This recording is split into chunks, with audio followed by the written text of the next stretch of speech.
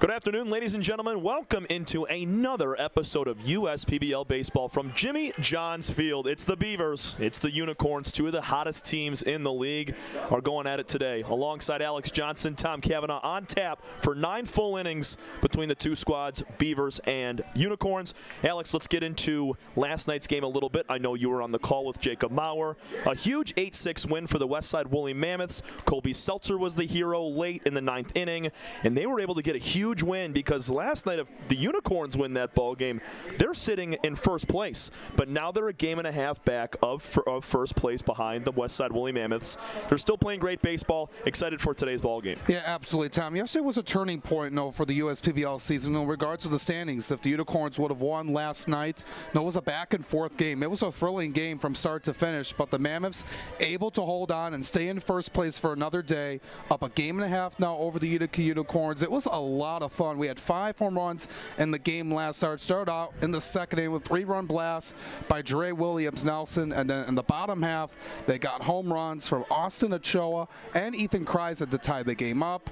And there were some other key players who hit home runs as well. Marquise Titiali hit a home run, Fox Liams. There were 5 home runs in the game, and it was just really fun to watch, but it came through in the 9th inning for the Mammoths. Colby Seltzer with a huge go-ahead double to secure them the win, and then Anthony Sharkus had a sac fly with another insurance run, and that sealed the game for the Mammoths as they have a game and a half lead over the Unicorns. But they got some work to do. There's still a lot of time left in this season. Unicorns play today and tomorrow to get back to within a half a game of Westside, who's going to take a look at the standings. And then looking at for the Beavers here tonight, Tom, they've been playing really good baseball, only a few games behind Eastside for 3rd place. They've been one of the hottest teams coming out of the All-Star break. 2.5 games back of 3rd place are the Birmingham Bloomfield Beavers. Their brand of baseball has been incredible over the last month and a half. They're 7-3 in their last 10 games. Unicorns are 5-5 in their last 10 as well. Unicorns at 20-18, Birmingham at 15-21. Alex, let's quickly mention just a couple of the hitters on both of these sides. Yeah, I know we talked about Ochoa, Titi Ali'i, and Kreisen, the guys that went deep yesterday for the Unicorns, but adding a guy like Marcus Titi Ali'i, I want to pick him out specifically. I mean, he has a great bat, and he plays a really good outfield position. And for a team that didn't hit a ton of home runs and didn't have a lot of pop over the first 2 months of the season, he's been a big surge for the offense. Yeah, absolutely. He's coming in. He's had 2 home runs in his first 4 games in the USPBL. It's really helped this team really spark on offense. They're hitting just above 220 as a team. They were around under 200 for the majority part of the season. Didn't score a lot of runs, didn't get a lot of hits. They had a lot of grit and grind wins. So we saw games where they were scoring maybe 2 or 3 runs, having only a few hits in the game, 2 or 3 of them. They were still able to win games because of their pitching and their defense. And there's been some other guys as well. Austin Ochoa, he leads the team with 5 homers. Jared Weber, he's been the star on this team all season long. So Coach Jim Messi and Pat Adams has done a really good job improving this offense, and everything is clicking together. Every aspect of the game is working for them right now, and it's just really huge for them as they're just a couple games back of first place. Let's spend a quick second to talk about the man on the mound for the Beavers that will be facing that Unicorn offense. Greg Lokinen with a 7-4 record this season, 83 strikeouts in 70 2/3 innings. Alex, Greg is 17 Ks away from becoming the 2nd player ever in USPBL history behind Donnie Murray to record 100 strikeouts in one season. He's been incredible all year, 12 strikeouts in his last outing. Yeah, he's special to watch, and you take a look at those numbers. 83 strikeouts, 7-4 record, ERA just above 3. Those are MVP caliber numbers right there, and he has just been the star of this Beavers pitching staff, and it was really guided the way. Coach John Dombrowski lets him do as much as he can to put his team in the best position to win. He's gone the distance 4 times this season, so he is a guy that will go really deep in ball games, gives his team the best chance to win because of what he does because he's the anchor on the mound, the ace for this team, and guys, the rest of the guys as well. Good mentor, in the clubhouse, and you like having a guy like him to put your team back on track. It'll be Loken for the Beavers, and let's switch over to the starting pitcher for the Unicorns, making just his third start this season in the USPBL. It's Tristan Harvin. Yeah, Tristan Harvin, as you look at his numbers right there, he's gone 9 innings so far. He's 1-0 and 8 strikeouts compared to 7 walks. The opposing batting average is really strong at 152. He's a guy that usually does a lot coming out of the bullpen, but he was a key player on the team last year that won it all.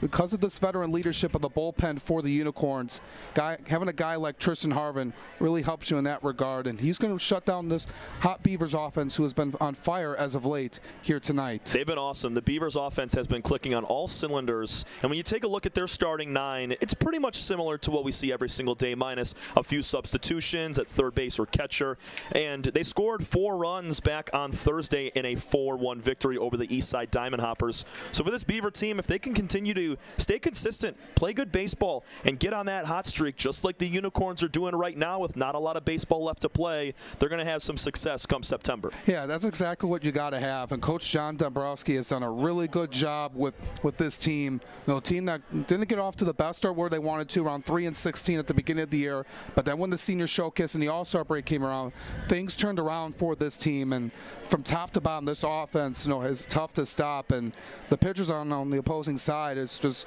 giving it a nightmare because of what the Beavers have done, and got to give them a lot of credit for making that turnaround. And any guy you can face here is dangerous. Anybody at the top. We mentioned guys like Matt Piotrowski, Christian Ortega, Blake Bean, Chase Rodriguez, Joe Burke, Ray Hilberg, and those guys. But looking at the guys at the bottom of the line, they've contributed up as well. You see Pablo Ruiz, Ronko Stevanovic, Vasily Kalutis, who just came in a couple weeks ago. He's filled in nicely over there at the hot corner, and everything from top to bottom has been perfect with the Beavers, and they're looking to keep it up here against the second-place Unicorns here tonight. Lineups being exchanged at home plate. It's pink out the park night and 80s night here at Jimmy John's Field for another beautiful Saturday night between the Beavers and the Unicorns. When we come back, we'll have national anthem, lineups, and first pitch. You're watching the USPBL Network. Is a locally owned and operated business. We're part of your community. At fsbcares.com, you'll find ways that we're making a difference by featuring locally owned and operated businesses, providing access to helpful financial resources, and engaging with community. fsbcares.com is part of our commitment to the neighborhood because strong neighbors mean stronger communities. Where good neighbors do great things. Member FDIC, an equal housing lender. Time doesn't heal all wounds. Hard work, perseverance. And we do. We're fighting cancer with proton therapy. And music therapy. We're turning back the clock on Parkinson's and outsmarting blood clots in seconds. Instead of days. Because this is her time. His time, your time. And it's time to show we can. Corewell Health. Everyone has something that motivates them to do better. And for me, that's my daughter Shelby. I named Shelby Construction Services after her as a reminder to always run the company in a way that would make her proud. Our goal isn't just to get the job done, but to get it done right. And that means making sure every customer has a 5-star experience. I think how a company treats you is just as important as the finished product. My daughter wouldn't have it any other way. Call 833-6-SHELBY. That's 833-6-SHELBY.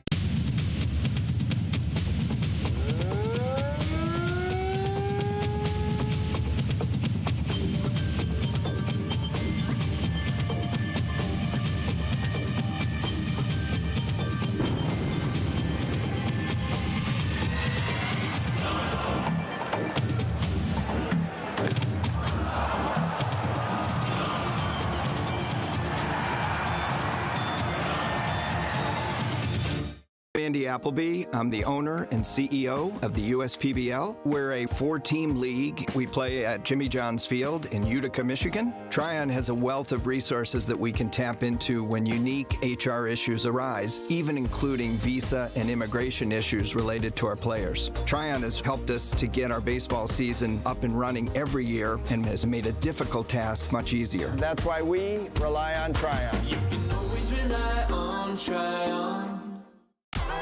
The Dave & Buster's method is designed to help you unlearn adulthood and discover the funner you hidden within you. The you that doesn't think about adult things and stuff. Ashley, I don't want to hear anything about your car registration when we're at Dave & Buster's. Okay.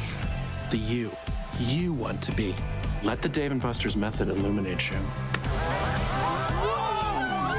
Begin the method today with 5 free games. You know you want to.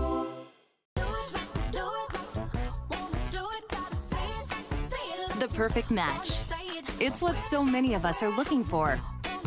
When it comes to getting a mortgage, how can you find the one that's perfect for you? Start at mortgagematchup.com. Because the only way to get a mortgage that's easier and more affordable is to find a local home loan expert first. Go to mortgagematchup.com today.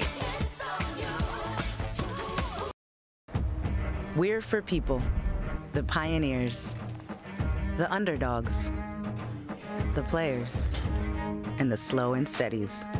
We're for people, for who they are and who they could become.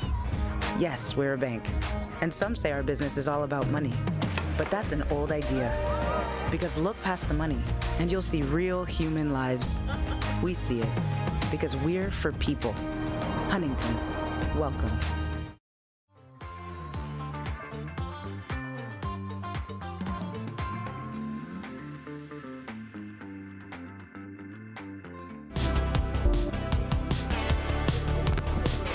Cousino High School marching band out on the field to present our national anthem in just a few minutes. It's the Unicorns and Beavers. Unicorns coming in at 20-18 in second place in the USPBL, a game and a half back of first. And the Beavers at 15-21 are 5.5 games back. We'll take a look at the Jim Essien Unicorns lineup. It's going to be Andre Demetral leading off, batting or playing second base, I should say. Patrick Baggett at shortstop, bats second. Austin Ochoa, one of the hotter hitters for Utica, homered yesterday. He's playing third, batting third. Marcus Titiali'i, he homered as well. As the cleanup hitter, he is in right. Kyle Schmack bats fifth in left field. Jared Weber, the first baseman, will bat sixth. Batting seventh is Blake Solomon, the DH. Sam Baduras in center. He will bat eighth, and the 9-hitter is Ethan Kreisen, who will do the catching for Tristan Harvin. And Alex, you take a look at this lineup. I know we saw 3 guys go deep yesterday. We talked a little bit about Titiali'i. Who else jumps out at you? And looking at here, Austin Ochoa has been having a hot last few days as well. Also homered in last night's game. Also interested to see how Jared Weber does. He had the night off yesterday. Didn't come in and late in the ball game, so it's going to be a good chance for him to see if he can come back here, provide some power as well, and spoil Greg Lokenen's performance here tonight. We'll see what he's able to do here. I'm interested to see what he can do. We'll now take a look at the Birmingham Bloomfield Beavers offensive lineup. Posted by head coach John Dombrowski. It's Ben Wilcoxon leading off, playing shortstop. Matt Piotrowski bats second, plays second. Ray Hilbrick in right. He'll bat third. Cleanup hitter is Joe Burke at first base. Blake Bean, the DH, batting fifth. Batting sixth is Chase Rodriguez in center field. Ronko Stefanovic will do the catching and bat seventh. Vasily Kaludis bats eighth and will play third. And Pablo Ruiz, who has been one of the hottest hitters for this Beaver team, rounds out the lineup. Same question, Alex. Who jumps out on the page for you? Looking at the lineup right there, it's a tough one. To pick. Anybody's been really well. Ruiz has been hot. Chase Rodriguez has been really well coming in. He's been one of the hottest players over the last 2 weeks. So those 2 guys have been really strong, got up there as well. And Matt Piotrowski also been a key player all season long with the 325 average. So everyone from top to bottom, I see guys like Piotrowski, Ruiz, and Rodriguez all being key players here tonight. So we mentioned Pink out the park night. It's also 80s night. And we're going to take a moment before first pitch and national anthem to address all of the sponsors that make today's broadcast possible.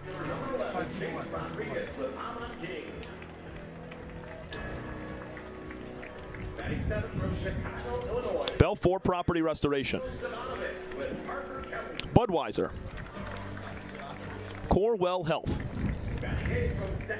Dave & Buster's, DTE Energy, Fifth Third Bank,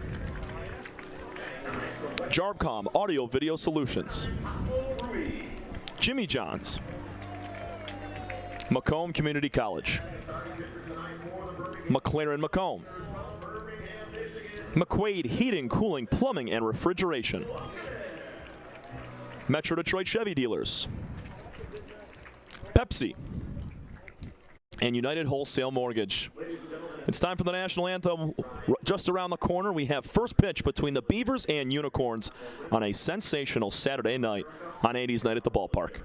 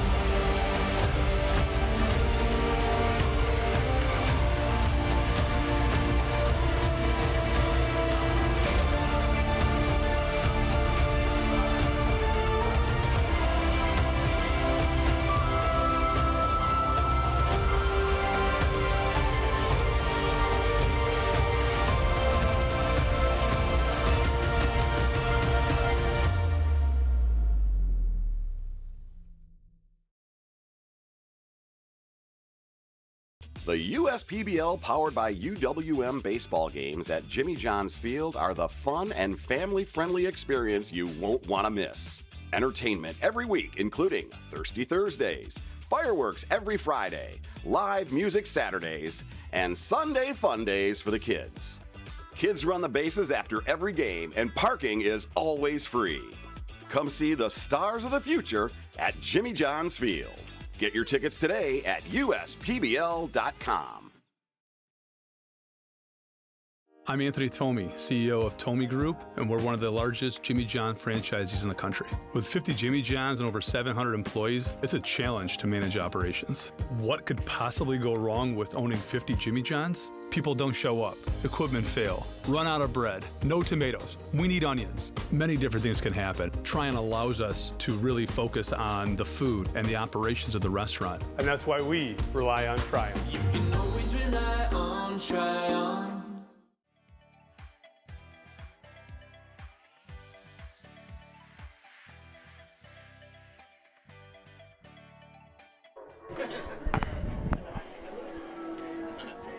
Unicorns and Beavers up next. Alongside Alex Johnson, I'm Tom Cavanaugh from Jimmy John's Field and the USPBL Network. We're going to break down the Birmingham Bloomfield Beavers defense with Greg Lokinen taking the bump. So excited to see Greg once again. It's his 13th game start. Presented by Three Dimensional Services Group, it's Ronko Stefanovic behind the dish catching. Vasily Kaludis, he'll play third base. Ben Wilcoxon at short. Matt Piotrowski always over there at second base. And Joe Burke at first. And your Beaver outfield from left to right is Pablo Ruiz, Chase Rodriguez, patrol center, and Ray Hilbrick. Alex, it's going to be an unbelievable game between these two. We were talking pregame, and I don't think anybody's been playing a better brand of baseball than these two squads right here. Yeah, absolutely. Both offenses have really come to life. For both of these teams, have really turned it around, and they're going to be one of the two teams to look out for come playoff time. And with the Beavers, we talked about them making their resurgence coming out of the senior showcase in the second half of the season starting. But the Unicorns, they've been really a strong piece throughout the course of the season, really guided by their defense and pitching. But the offense has come to life, and if they have all aspects of that game, it's going to be tough for them as they'll be facing Greg Lokinen on the mound. His numbers are phenomenal. We mentioned 17 punch-outs away from being the second player in USPBL history to have 100 strikeouts in a season. He's got 70 and 2/3 innings pitched, 7-4 record, and a 3.18 ERA. The 6'1", 190 southpaw out of Oakland County, Michigan, played at Georgia Gwinnett College. At Berkeley, played in Berkeley, Michigan. Went to Orchard Lake St. Mary's. Some of the strongest programs throughout the country. Oh yeah, Lokinen's one of the best. His last time out, 12 strikeouts. The kid threw 109 pitches. He's going to have his entire bullpen at his disposal as well with him. The only two we will not see today on the mound for the Beavers are going to be Brett Irwin and Andrew Verbrugge. They threw back the other day. Just before 7:05, it's 75 degrees and sunny. A little bit of drizzle before game time, but it looks great today. Strike one called on the outside corner to Andre Demetrol at 7:04. We'll see how if the Unicorns can get on to Lokinen early here tonight based on how he has done recently. .248 average for Andre Dimitrol. 1 home run, 12 RBIs. He's been here nearly about 2.5 months. He was a late addition to the Unicorns as he pops one up foul ground. Burke slides, can't make the catch. It's out of play on 1 bounce. So much foul ground down there. A little bit of tough play for Burke to get to, but Dimitrol was 1 for 5 in last night's game. He was in the 2 spot, had a single in the middle part of the ball game. That was in the 4th, where they were able to take the lead at that point in time. Unicorns looking for a bounce-back victory today after dropping a close game last night to the Mammoths. 8-6 loss. It was tied up all the way through the middle to late innings. The Mammoths grabbed 2 in the top of the 9th and closed it out in the bottom half. Here's the 2-2 from Lokinen, down and away. And that game changes the mindset for Utica this weekend, because if they would have had a half a game lead up on West Side heading into tonight, if they would have won that game, but they got their work cut out for them. These next two games are going to be very crucial. They got East Side tomorrow, who has been a little bit cold as of late, but they got to take care of business here tonight. They got a tall task with Lokinen on the bump. Things are not going to be easy for you. Yeah, Eastside's lost their last 3 public games. They picked up 2 clutch wins earlier this week in non-publics against the Mammoths. 3-2 pitches on the ground, backhanded by Piotrowski. Plants, throws, we got 1 out. Nice play from Piotrowski to start things off for the Beavers. Greg Lokinen gets a hard ground out. Yeah, he was just able to get it on his backhand, moved over a little bit to get to it, to get the speedy Dimitrol out. He's done really well on both sides of the field, and you got to give credit to the infield and the work on the back, in the middle infield with O'Coxon and Piotrowski. They work really a lot over with Coach Dombrowski, doing a lot of skills to make themselves one of the top infielders in this league. Here comes Pat Baggett. Everyday shortstop for this team, and he ropes one up the middle into center field. He's a switch hitter and knocks one to center from the right side. Great swing from Patrick. Yeah, got in the low part. Lokinen was throwing fastball to him as we take a look at the replay. It's right up the middle, dropped right into center into Chase Rodriguez's area. So a man on, a man out. As we mentioned multiple times, ladies and gentlemen, it's 80s night at the ballpark, so you're going to hear a fair amount of references throughout our ball game. Lokinen kicks and fires on the first pitch to Ochoa. Great Scott, deep to left, that's gone. Lokinen hung the breaking ball, and Austin did not miss it. 2-run jack gives the Unicorns a 2-0 lead to open up the ball game in the first inning. Back-to-back nights, Austin Ochoa goes deep. Just really well at that breaking ball at 75. He cranked that 96 off the bat, going 364 feet into left. Exactly what Utica needed. Just pounded that baseball, Tom. He unloaded right there. Unbelievable. In 36 games of play for these Unicorns, they had 10 home runs. They've now hit 7 in their last 3. Strike called at the knees to Marcus Titiali'i. He's one of the newest members to this Unicorn team. Yeah, he was another guy that homered into the deep part of the left center field last night, and he takes a big hack quickly down, 0-2. Marcus from Peoria, Arizona, in .375 in his young season. Just 4 games under his belt, 6 for his first 16 with 3 RBIs. Rest of the bat on the right shoulder as Lokinen moves through the windup. 0-2 pitch is a called third. First strikeout for Greg. It's number 84 on the season for him, and there's 2 gone with 2 runs scored. Yeah, right down the middle with his fastball at 89. Good recovery after allowing the long ball to Ochoa. And it's something that we've talked about here. That's the 8th homer allowed by Lokinen here this season. That's a team high. 8 home runs allowed from Greg. The best pitcher in this league. When it comes to starting ball games, you have some relievers. Danny Denz, Matt Colucci, some of those guys very deadly out of the pen. But Lokinen, he starts the game the strongest. The 0-1 is inside to Kyle Schmack. And another thing Greg does really well is when he does give up a pop like that for a 2-run shot, he limits the damage. His next several innings are usually a lot better than the mistake he makes early on. Yeah, those mistakes are bound to happen, but how you respond is key, and Lokinen has done that time and time again. Count moves to 1-2 as Schmack was on it, just a little bit underneath, sends it back to the screen. Schmack didn't play last night, hitting .250 on the season. Kyle played college summer ball with Ryan Enos, another player for this Unicorn team over in Utica, New York. So the second Utica city there featured in for some baseball over the last couple of years. We're going to keep this inning going. Schmack played 5 years at Valparaiso University. Comes out of Wanata, Indiana. The 2-2's on the way. Line drive to shortstop, caught by Wilcoxon for out number 3. And the Unicorns get on the board to start our ball game. A 2-run shot from Austin Ochoa puts the Unicorns on top. We go to the home half. Beavers due up, starting with Ben Wilcoxon. This is your home for USPBL baseball. We'll be right back. We're for people, the pioneers, the underdogs, the players, and the slow and steadies. We're for people, for who they are and who they could become. Yes, we're a bank, and some say our business is all about money, but that's an old idea. Because look past the money, and you'll see real human lives. We see it, because we're for people. Huntington, welcome.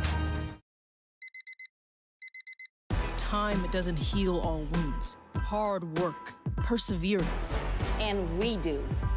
We're fighting cancer with proton therapy. And music therapy. We're turning back the clock on Parkinson's and outsmarting blood clots in seconds. Instead of days. Because this is her time. His time, your time. And it's time to show we can. Corewell Health.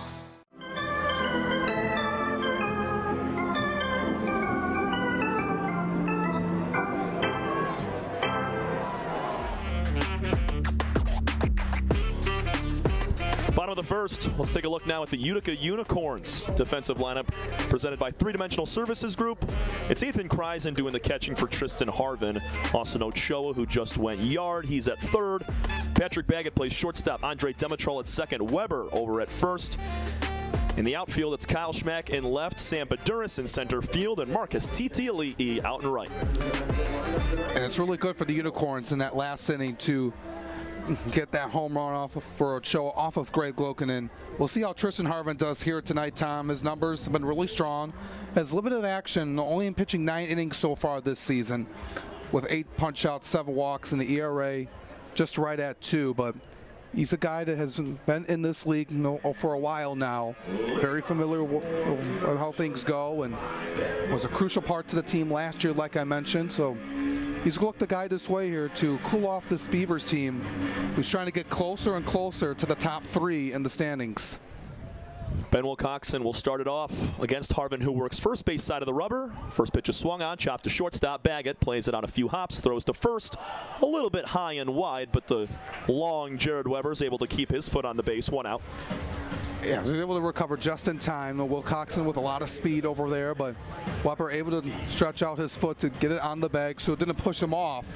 Because, times like that, you don't want that to happen, to get him on base for a mistake like that. There's Matt Piotrowski. What a year he has been having for this Beaver team. My goodness.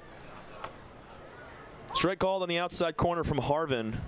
Piotrowski, 38 total hits this season. That leads the league. Yeah, the numbers speak for itself. Oh, the .325 average, the 6 homers, and 18 RBIs for the man out of Lancaster. Just really good numbers, and it's just been one of the huge reasons why the Beavers have resurged. And he's a guy that is an everyday ball player. Swing and a miss at a breaking ball down and away. Tristan Harvin will bring a 2-seam fastball, a splitter, slider, and a 4-seam as well with a little bit of a curveball. 1-2, tap foul. And we'll see how the Beavers respond offensively after they allowed that home run to Austin Ochoa. You saw that with the Unicorns last night. Got it in the second inning, allowed a home run to Dre Williams. Nelson able to get those runs back in the same inning Beavers find a way to always fight back. Here's another foul ball to the screen.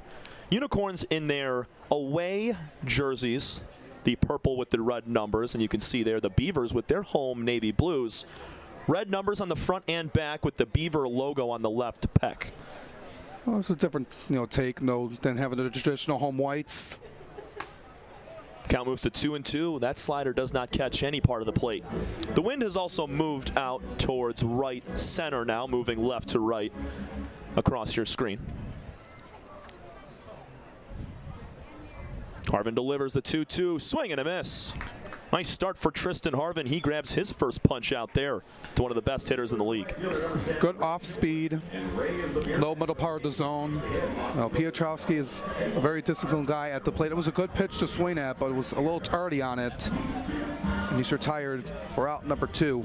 It's a nasty splitter that dropped to the bottom of the zone at 81 miles an hour. Here comes Ray Hilbrick. First pitch Ray sees, he grounds it up the middle, past the glove of Harvin. Demetro with a backhand play. It's not in time. The throw gets away, and Hilbrick will send down to second base. There will be no throw. This was a really good stop there by Demetral. It's just the throw was a little off target.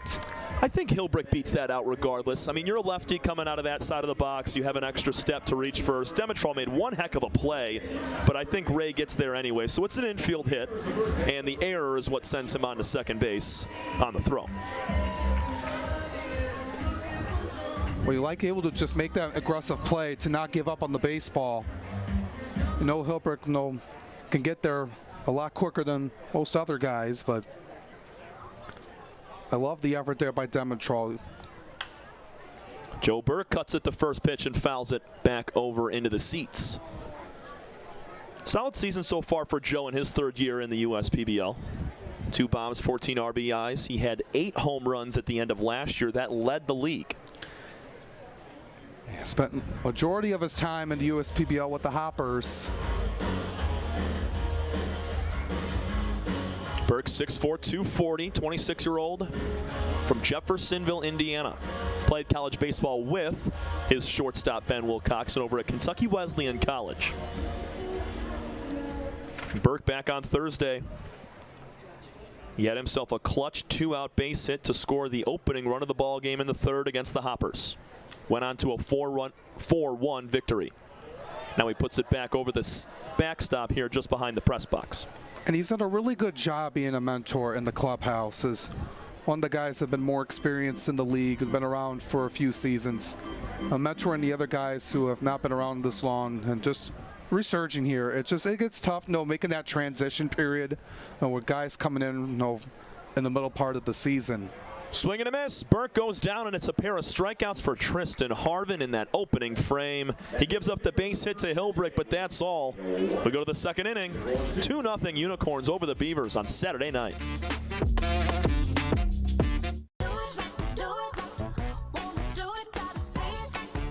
The perfect match. It's what so many of us are looking for. When it comes to getting a mortgage, how can you find the one that's perfect for you? Start at mortgagematchup.com. Because the only way to get a mortgage that's easier and more affordable is to find a local home loan expert first. Go to mortgagematchup.com today. With a transforming world, we can see how drastically the world is heading towards automation. And so, we need 24/7 surveillance and security systems for our homes and businesses to avoid any theft or breach of privacy. JARPCOM brings the installation of security cameras to the tip of your fingers with our state-of-the-art mobile app. JARPCOM also provides surveillance monitoring of your entire property with flexible options that offer a dependable solution to be scaled to fit any domestic or commercial need. Contact JARPCOM today for a free estimate at 800-369-0374 or look us up on the web at jarpcom.com.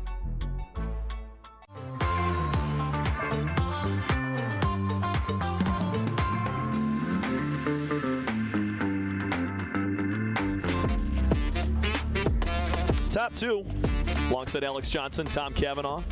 From 80s night at the ballpark, if you hadn't noticed, the great Scott call just for tonight.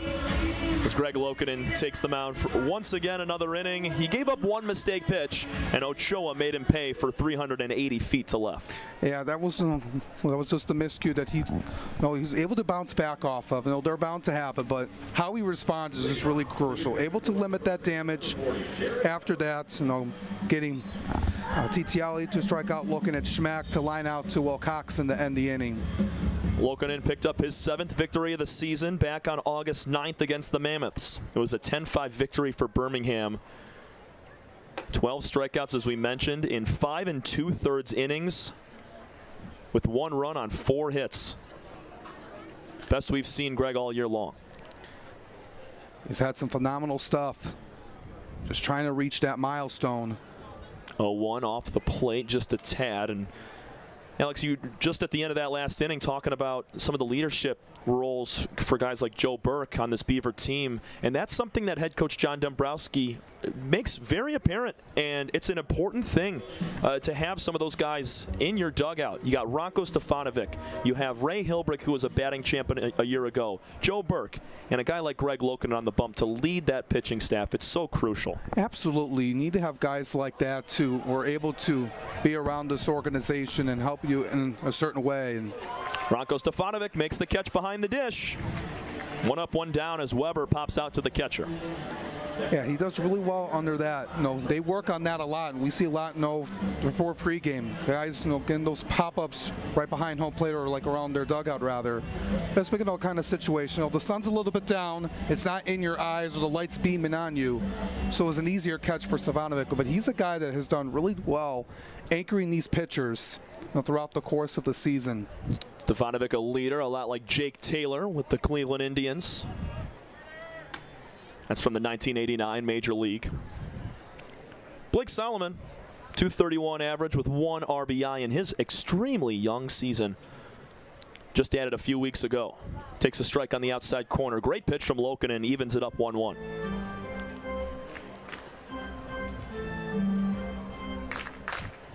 Lokinen just trying to be able to work out his pitches really well. Make it 2-1. Good take from Solomon, a little bit inside. He's trying to hit that corner, but just went a little bit outwards towards into him. Solomon and Titi Ali'i joined the team at the same time. This is their 5th game. Ground ball on the third base line is just foul. Solomon played his college ball days up at Northwood University in Division II in the GMAC in Midland.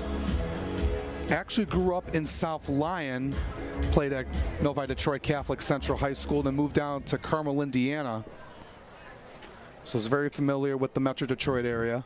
Swing and a miss, goes upstairs on the fastball at 89. Greg Lokinen posts his 2nd strikeout today, and it's 2 up, 2 down to start the 2nd inning.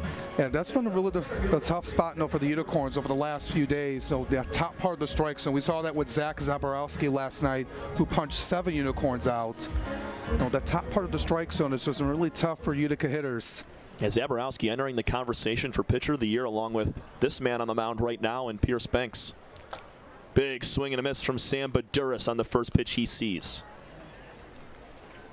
Baduris coming in with a .233 average, but has improved a lot offensively. And he was 0 for 3 in the game last night. Fouls the 0-1 back to the screen quickly, a 0-2 count. Sam, he plays all over the outfield. He's in center today, spends a lot of time in right and left field. Those 2 home runs, as you see, one of them. And inside the Parker, hit it out to center field. That was against Chase Rodriguez in this same Beaver team. Now he lifts one out to right. Shallow, Hilbrick, ranging to his left. Makes the catch for out number 3, and it's a 1-2-3 inning for Greg Lokinen and the Beavers. We go to the bottom of the 2nd, 2-0 Unicorns here on the USPBL Network.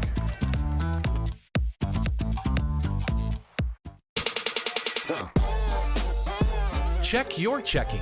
If your account doesn't get you pumped, amped, or geeked, make the switch to Genius Checking from Genesis Credit Union. It's just genius.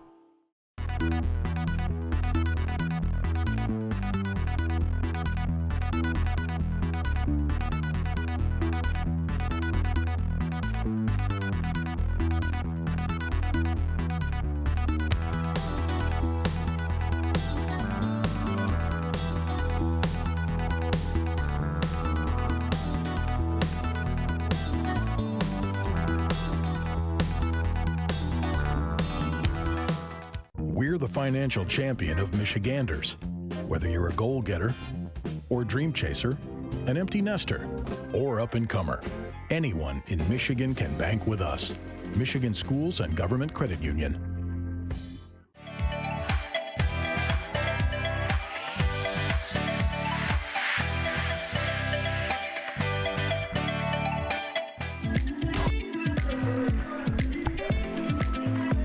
When it's time for baseball, it's time for beer. Two Hearted Ale has been named the #1 beer in America for the past 4 years by members of the American Home Brewers Association. Play ball with the best. Two Hearted Ale, the iconic American IPA from Bell's Brewery in Comstock, Michigan. Please drink responsibly. Tristan Harvin takes the mound for a second straight inning with a 2-run cushion. That's where we stand at a 2-0 score. Austin Ochoa is the difference with a 2-run shot back in the opening frame. Alex, it's been a good day for both pitchers so far. Just the one hiccup from Lokinen allowing those 2 runs to come around. But he did respond well with that 1-2-3 inning in the last half inning, and then Tristan Harvin looked like he had a chance to get a 1-2-3 inning himself, but Ray Hilbrook beat out the infield single and reached a second on the air. But overall, it was a good start for Harvin. In that first frame, now he faces the difficult part of the order. Blake Bean, Chase Rodriguez, and Ranko Savanovic all have been really strong as of late for Birmingham Bloomfield, and we'll see what the Beavers can do here. Blake Bean has done really well, 257 average, 2 homers and 10 RBIs for the man out of Farmington Hills, Michigan.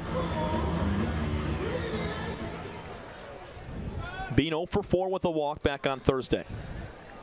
Holds the hands high over the left shoulder. Cranks the first pitch out to right center field. It's a long run for Baduras. This one's off the base of the wall. Takes a high bounce across. Stopping at second is Bean with a leadoff double on the first pitch of the inning. Great swing. Absolutely. Came off. It was just right down the middle, down Main Street. 100 miles an hour off the bat. It was an off-speed pitch that Blake Bean just drilled into right center. He was trying to go for 3, but put on the brakes, as it was a good throw over by Titiali to get it back into it in time. Exactly what you wanted to have here. Chase Rodriguez will now bat. Man on second, nobody out. As Ochoa, the third baseman, is in at the grass cutout. Baggett right in the back pocket of Bean. Here's a ground ball up the middle to Baggett. Gobbles, flips to first. Nice job from Rodriguez playing some team concept baseball, moving the runner Bean up to third base with less than 2 outs. He did his job. Moved the runner over 90 feet. A little bit of difficult, tried not to go for the hero play. I like what Patrick Baggett did. Tried not to get the out at third. Just know you got the for sure out at first, so he did that. Yeah, with Baggett's momentum taking him across the diamond left to right towards first base, it's so tough for him to try to plant, pivot, and throw back to third. So that's the right play, and you just got to tip your cap to Rodriguez, who put the baseball in the right spot. Here's Ranko Stefanovic, who takes ball 1 outside. See what he can do here, and just either get something right up the middle or get a sac fly out to left or right. And Ranko had himself a pinch hit double on Thursday. Came in for Tyler Shin. Swing and a miss makes it 1-1 to Ranko. He's been the mainstay catcher for this Beaver team all year long and a leader in the clubhouse. It's been really good to see. Well, the average has gone up for him as well, standing around 246. Works every day, especially been really well behind the dish for his pitchers, but able to come through offensively as well. Has driven in 12 on the season. Ranko's also third in the league with 7 doubles, nipping at the heels of Ray Hilbrick, who has 9. 2 balls and 1 strike to the Beaver catcher.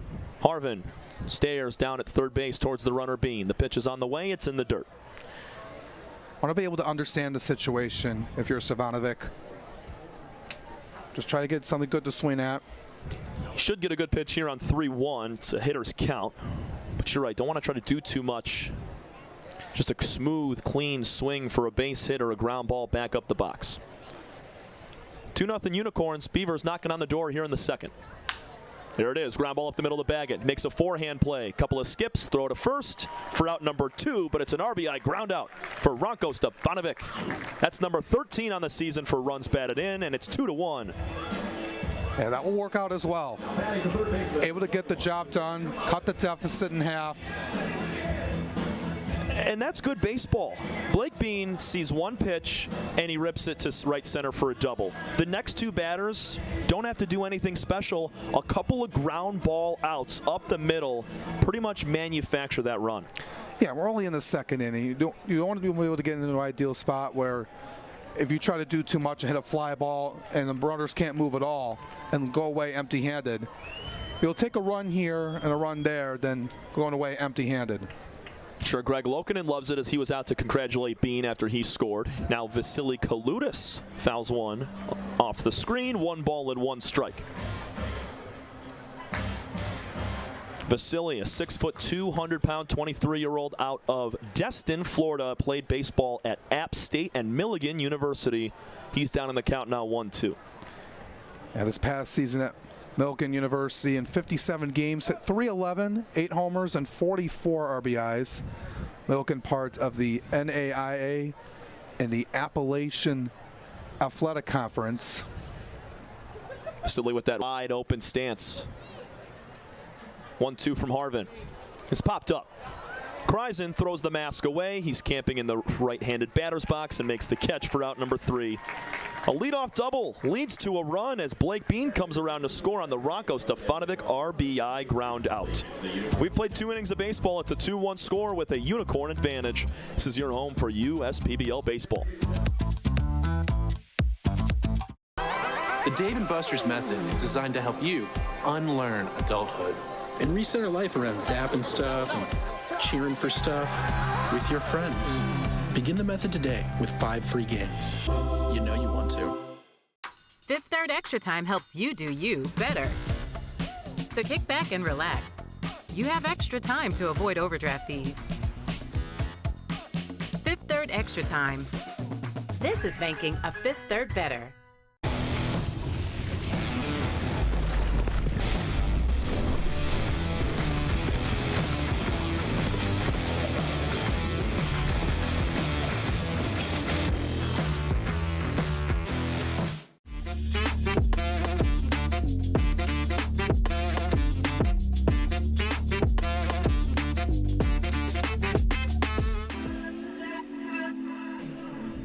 Going to ask for a better night for baseball on a Saturday in downtown Utica. Let's take a look at our updated weather on the USPBL network.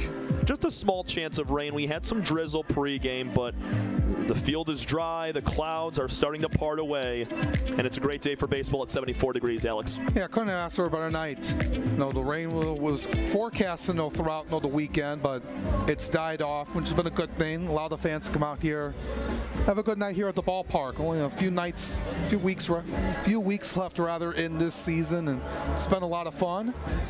Greg Lokinen looking to continue to do that himself as well. And did a really good inning in the last frame.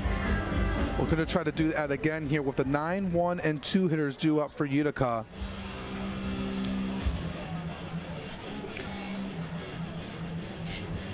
Ethan Kreisen had his first homer in the USPBL last night, and it was an absolute bomb to left center. It's great to see Ethan get into a baseball, man. I mean, he's been a clean, short-swinging guy, hitting for average and gaps. And when you finally are able to get a hold of a ball and launch it over the Dave & Buster's sign and over the back patio that is behind the scoreboard, it just feels so good, and it kind of changes your confidence level as a hitter because you know you can put baseballs out here at Jimmy John's Field. It was right in that bottom of the second inning that tied the game up. It was a good pitch, from Zach Zeborowski that Kreisen got a hold of. Ethan down 0-2 currently. Greg Lokinen loves what he saw just in the last half inning with the Beavers chipping back with 1 run. They do a great job of it, fighting back when they take an early lead. The 0-2 is a high pop-up out of play towards the right side. Lokinen also approaching 35 pitches through 2 innings. We saw him throw 109 or 112 pitches, I'm pretty sure, his last time out on August 9th.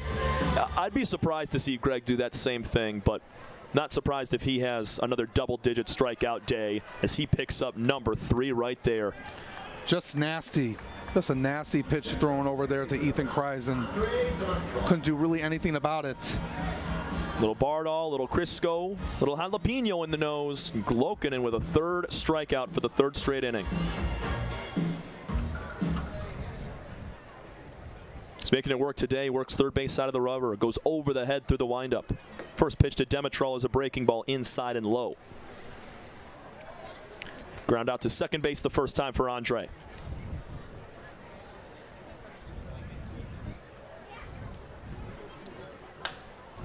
High pop-up right center field, not deep. Hilbrick going to come and cut it off in the gap. 2 gone on the weak fly out from Demetrol. Next up for the Unicorns, the shortstop, number 18. Lokinen is dialed in right now besides that hanging pitch that he gave to Ochoa, who will be on deck. Yeah, that's exactly what you wanted to do here, and Lokinen didn't phase him at all. You know, oftentimes when guys get up a home run like that, it just puts yourself down, put yourself in a tizzy. But for Lokinen, doesn't bother him. And ever since that. Swing and a miss from Patrick Baggett, who had a single his last time right back up the box. And Alex, you mentioned, how do you respond after giving up a big home run? Well, you retired the next 7 in a row. There's a foul ball to the screen, 0-2. Just one more strike away from retiring them in order again. Want to keep the pitch count low, but you don't want to get yourself in a situation where you're throwing 110, 115.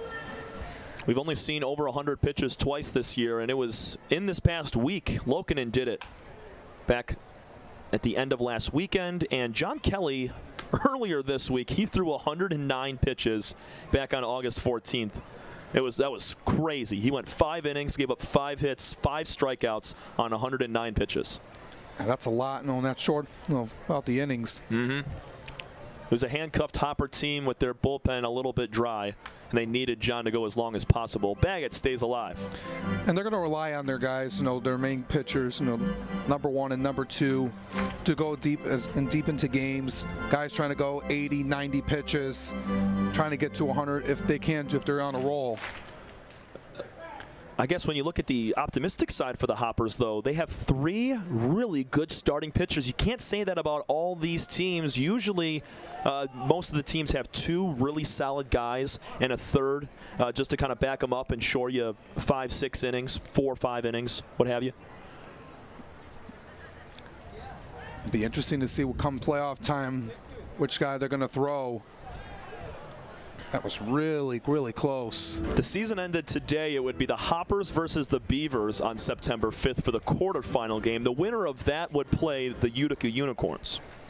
And I think Hoppers, Beavers, you're getting a Pierce Banks, Greg Lokinen matchup for the ages. Baggett pops one up. Down the right side, it's going to be foul by a couple of feet. Hilbrick was coming on to make the catch, just could not get there. Yeah, that would be a fun matchup. 2 guys who have been really strong.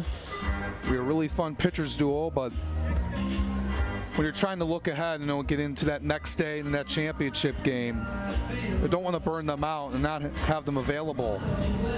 It's a lot of strategy come playoff time. So let's say it is Hoppers, Beavers, and the Beavers hop out to a 6-0 lead in the second inning, and they start to kind of coast a little bit. I think you see Lokinen have a shorter start, because they can use him later because their confidence level would be higher with a strong advantage in that quarterfinal game.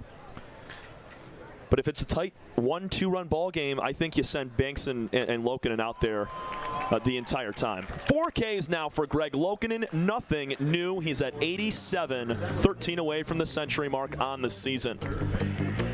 8 retired in a row. It's the 5th third bank, 5th third out of the ball game, and with that comes JJ the Water Boy as he's going to head out to field umpire Tim Heigl, get him some hydration. It's presented by Michigan First Credit Union. JJ is the star of the show, and I know our season's coming to an end, but every day, he works so hard. Absolutely, he does, and get our umpires some water and get them ready to go. Ready for this tail end of the season. It's going to be a lot of fun. 2-1, we go bottom 3. This is your home for USPBL baseball. Andy Appleby. I'm the owner and CEO of the USPBL. We're a 4-team league. We play at Jimmy John's Field in Utica, Michigan. Tryon has a wealth of resources that we can tap into when unique HR issues arise, even including visa and immigration issues related to our players. Tryon has helped us to get our baseball season up and running every year and has made a difficult task much easier. That's why we rely on Tryon. You can always rely on Tryon.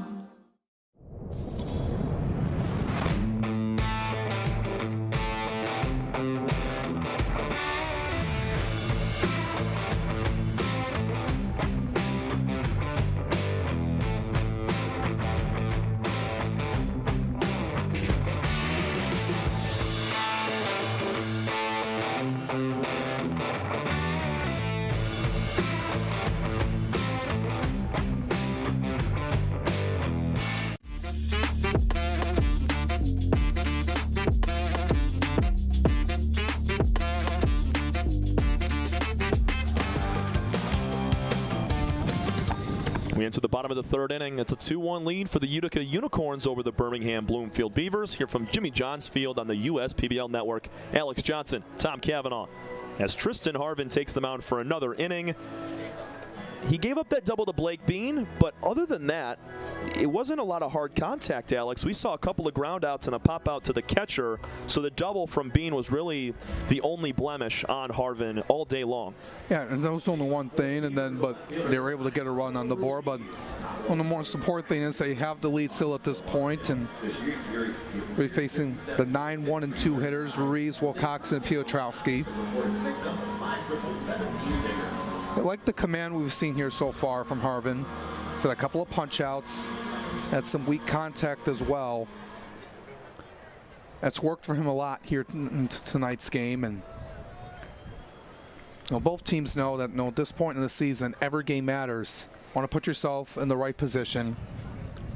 Now for these Beavers, they might be set in stone to be that 4 seed. So it's more so on their just talent, not their talent level, their ability to put together good at-bats and good games down the stretch. If they're peaking at the right time, which they are, but can continue it over the next week or so, they're going to be in a great position to knock off all the rest of the teams above them.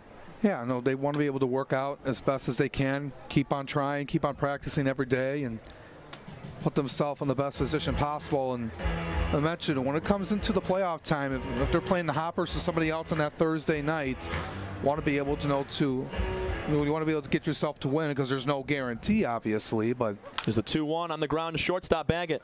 Bobbles for a moment. Quick flip to first is not in time. Pablo Ruiz with all that speed beats it out for an infield hit to start out the third inning. And these Beavers, once again, lead off man aboard. Yeah, that bobble was the difference maker. And a little extra second delay got him there just to beat the throw.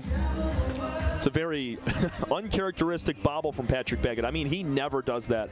He's like a vacuum at shortstop. Every time the ball sifts right into his glove with ease. He just had a very minor bobble, still got the throw out nicely, but Pablo is extremely fast. He might take off here as well. And they marked it down as a hit on the scoreboard. I give him the same thing. Hate to give Patrick an error there because of just a small tad of a bobble, and still had an accurate throw to Weber. Plus, it was a bang-bang play, so it could have gone either way. Field umpire Tim Heigl made the right call. There goes Ruiz. It's a ground ball to the mound. Harvin throws down to second. Demetrol to first. It's a double play. Harvin and his defense pick up Baggett after Ruiz reached. And even on the stolen base attempt, they still turn 2. Yeah, I thought maybe Ruiz was going to be safe at second for sure, but Harvin said not so fast. Got it right there. Throws it over to Demetrol, to Weber, to get the twin killing double play. Exactly what they needed. Wilcoxon with the ground ball double play, and instead of a man on, a man out, it's 2 gone, nobody on. Ruiz is erased from the base paths. Here's Matt Piotrowski. Unicorns defense turned 3 double plays in last night's game against Westside. Unicorns and the Beavers, they do the best at it. Here's a ground ball to Ochoa. On a couple of hops, guns to first, and it's a 1-2-3 third inning for Tristan Harvin as he helps himself out, turning a double play on Ben Wilcoxon and Pablo Ruiz. 2-1 Unicorns. We go to the fourth. You're watching USPBL Baseball.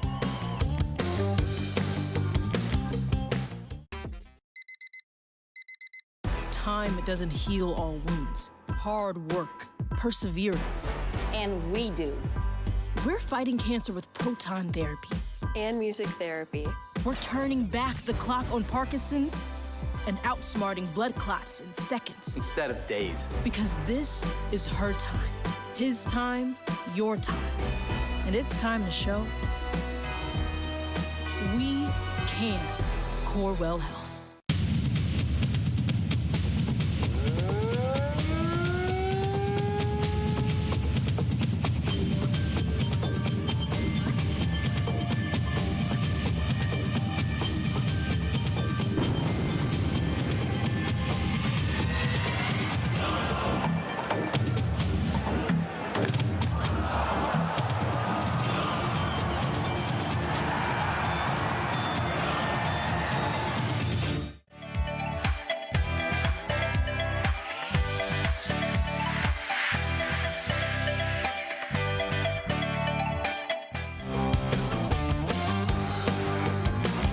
Austin Ochoa is going to lead us off, and he's the man that did damage against Greg Lokinen last time with a 2-run homer, and that's why the Unicorns have a 2-1 lead. Alex Johnson, Tom Cavanaugh from the USPBL Network. And how about Lokinen after that home run he gave up? Has retired every batter since, 9 in a row. Yeah, he's been on point here ever since that one blemish. And he's been in control here so far, keeping the score where it's at, giving the Beavers a chance here to stay in this ball game. And he's the guy that has been riding this ship all season long, and just phenomenal work from him. And looking to continue to keep it up here, but the heart of the order due up for Utica. Caught up with Greg pregame, you and I both, Alex, and he was an assistant coach at Northville High School, earned a state championship ring this year as they knocked off Brother Rice 2-1 over at Michigan State.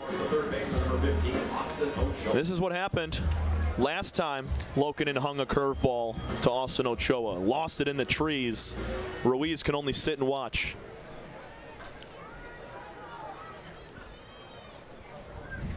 First pitch to Austin, and his second time up is fouled to the screen.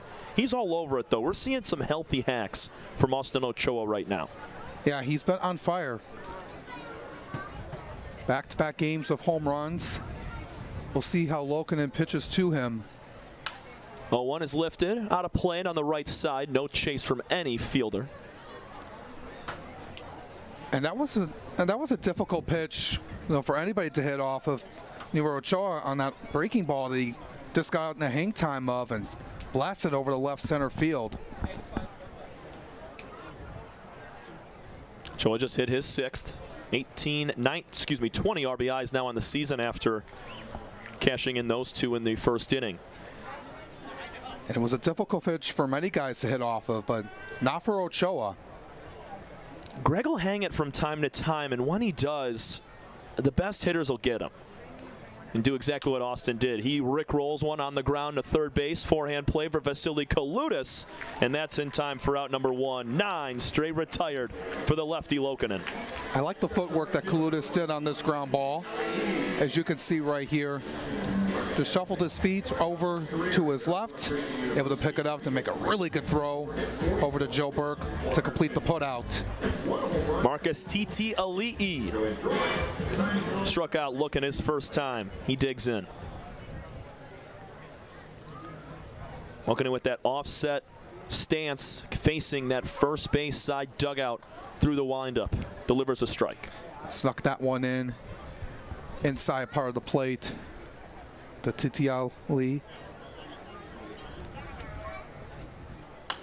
High pop up out of play. Everybody clap your hands. Well, Lokinen ahead in the count 0-2. Trying to chase him away here with the next pitch.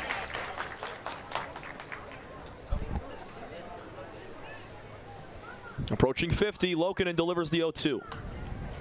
Right on the handle. Jam shot was fouled back. Nice fight from Marcus. Want to be able to be aggressive. Not going to get very good. Not going to get many very good pitches from Lokinen. Marcus spent all of his college days at at Arizona schools, stays alive 02. He was at Bellevue College in 2021 and then transferred to Arizona Christian University in his final 3 seasons. Over 50 home runs in his time at ACU. He's had 2 here so far in 4 games. He's got a lot of power. His first one went over 400 feet. It was actually his first at-bat in front of fans at Jimmy John's Field. 0-2 again from Lokinen. Nearly hits Titiali'i. Just turned out of the way. From our perspective, I thought that caught just a little bit of jersey. And didn't react to it like it did. Again goes inside to Marcus, and he tiptoes out of the way, even up at 2 balls and 2 strikes. Nice at-bat from the cleanup hitter here. Yeah, I was trying to chase him inside at 78.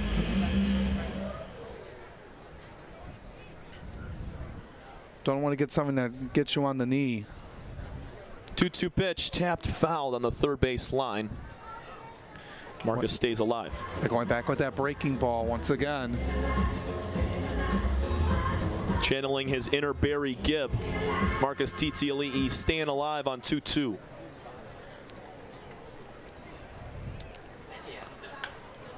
Another jam shot. It's popped up on the infield. Piotrowski calling for it. He charges and makes the catch. That's 10 straight retired now for Lokinen on the mound since the home run from Ochoa. I like the battle by Titiali'i as Piotrowski was able to catch it right there. Lokinen got him in that top inside part of the plate at that fastball for a lazy fly ball. Right over to second. Kyle Schmack with a line out to shortstop softly his first time. 250 average for Kyle with 1 bomb and 11 RBIs so far in his small season. He was a late addition as well to this Unicorn team. Make it 1-1. Unicorns trying to break the streak. Need to get somebody on base. Nobody puts baby in a corner. Swing and a miss on the 1-1. If you don't understand that reference, go on YouTube. Dirty Dancing, Pat Swayze. Well, the Unicorns want to be able to find their way to get on base here. 1-2 line drive caught by Kolutis at third. 11 in a row for Lokinen since he gave up the home run to Ochoa. Absolutely dialed in. We go to the bottom of the 4th inning. It's still 2-1 Unicorns. They've had no answer for Greg since the first.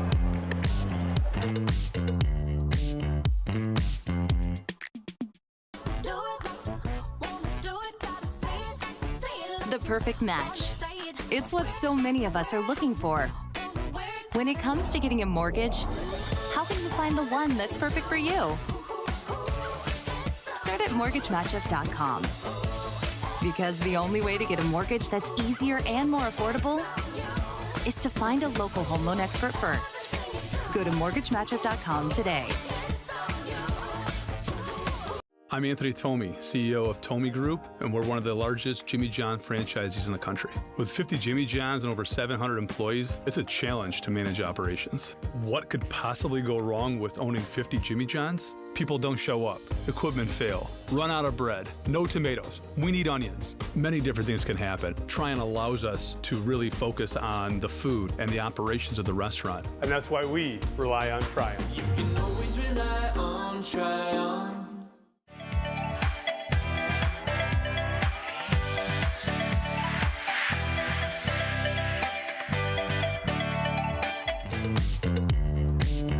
Wind still pushing out towards right center field, and Tristan Harvin toes the slab one more time here in the 4th inning. Ray Hilbrick, Joe Burke, and Blake Bean due up for the Beavers as they trail by 1. Important part of the order due up here for the Beavers. Looking able to get something off of Harvin. Only thing they got off of him was an RBI ground out off the bat of Ranko Savanovic after Blake Bean started off the second with a double in the right to the right center field wall. Beavers have had the leadoff man aboard the last 2 innings. Bean's run came to pass, although Ruiz, who led off the 3rd with the single, immediately was doubled up on a ground out back to Harvin. Waiting an extra moment for some fan groups to exit the confines of our baseball field down that right field line and in left center. The lefty out of Schurerville, Indiana, is Ray Hilbrick stepping up to the dish right now. Ray had a single his last time up, grounded it up the middle to Demetrol, who threw it away, allowing Ray to take second base.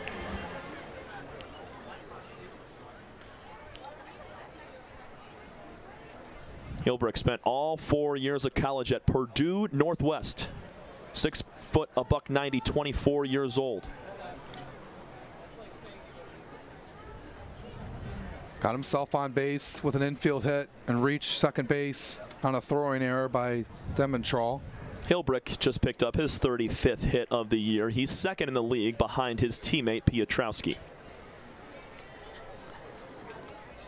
Half swing from Ray came up empty, down 1-2. A Serrano type of swing right there. Yeah, Harvin chased him downstairs and nothing off of it. And we'll see our response here. Harvin's got good stuff. Drop that off the table at the bottom of the zone. The 1-2 is in the dirt.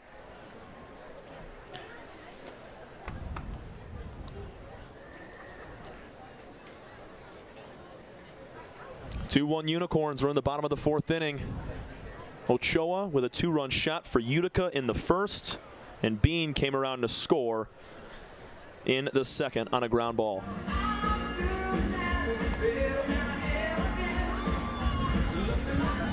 Was trying to walk it off here. That one hit that one off of him on that foul tip. Not too many games left in our season, Alex. Just one more this weekend. It'll feature the Unicorns and the Hoppers. And then next week we start back again on Wednesday. It's going to be a full slate of action, 5 days of public games. Yeah, getting down to the wire. Every game is going to be really crucial. Not a lot of action left, so come out to the ballpark when you can. I'll tell you what, I've heard in the past, didn't get to cover the USPBL last season, but through the grapevine, there are around 3,000 full capacity, standing room only for every single playoff game, especially Friday and Saturday. Ray Hilbrick with the walk to start the 4th, and now it's 3 straight innings for the Beavers, reaching their leadoff man. And all the games are single elimination. That puts a lot more pressure on all 4 teams. But they played their best, all 27 outs. And it also is a little sense of urgency for fans that have a certain favorite team, because if the Beavers are playing day 1 on Thursday, it could potentially be the last time that those fans get to see them play, so they're going to try to pack the house. Ball 1 to Joe Burke is upstairs. And everyone rocks, their favorite team's gear here at the ballpark, and they'll follow them all season long. And it's just a lot more pressure, and they want to be able to get to there. There's no guarantee they're going to win. Mm-hmm. You're right. It's not like it's a series where you can just go back the next day to watch your team play against whoever their opponent would be. So it's one and done, as Alex said, in the playoffs. Starting up on Thursday, September 5th. There's the 1-0. Burke takes it upstairs again. Strikeout swinging for Joe ended the 1st inning. So far, Tristan Harvin, 2 strikeouts. He's allowed 3 hits. And he just walked his first batter right there in Hilbrick.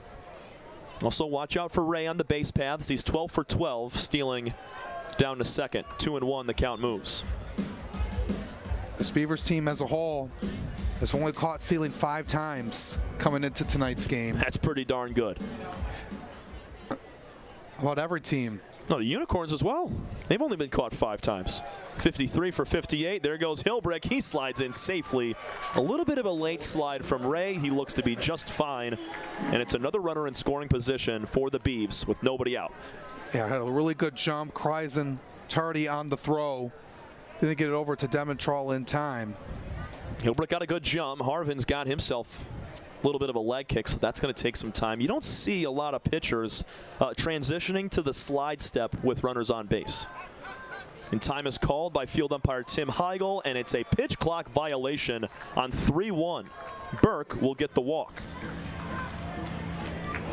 And that pitch was up and outside anyway, so he'll take his base. We haven't seen a whole lot of pitch clock violations this season everyone's been used to it by now, being into effect last year. You'll see it from some of the new guys that are just entering the league. Harvin in his third start, that's happened to him now. Matt Swilley of the Westside Woolly Mammoths, he joined about 2 weeks ago. It happened to him earlier in this week as well. Here's Blake Bean, doubled off the right center wall his last time on the first pitch, now takes one away. Ranko Stefanovic, who's in the hole currently, drove in Bean with an RBI ground out back up the box. 2 on, nobody out. It's a 1-0 count here to Bean. Make it 2 balls and no strikes as that misses below the zone. A prime opportunity to jump on it if you're Bean. Got nobody out, runners on first and second. Line drive into center field, a base hit for Bean. Hilbrick's chugging around third. He's going to score. 2-2 tie. Blake Bean delivers. Great piece of hitting. Right over the head of Andre Demetrol into right center. Good speed by Ray Hilbrick to come in and score. Got a tie ball game. Loved what Blake Bean has done here tonight. Drilled a double into right center. And right here, just phenomenal work. And that's a pitch on the lower outside corner, and Bean hooks that to right center. So his ability to extend his hands out, get a ton of barrel on that pitch, and send it right back where it came, that's really impressive. Ball 1 to Chase Rodriguez is at the feet. Ground out to shortstop last time for Chase. Moves the runner up to third base, so it was a productive at-bat. Yeah, he has just really good vision throughout the field and just set that one up perfectly. Hilbrick on this speed, able to score easily. Chase got off to a scorching start. He's still hitting about .320, very solid average. But he had, 4 home runs in his first 6 or 7 games. It was incredible. A 2-homer game, including a walk-off a few weeks ago. That was against Eastside.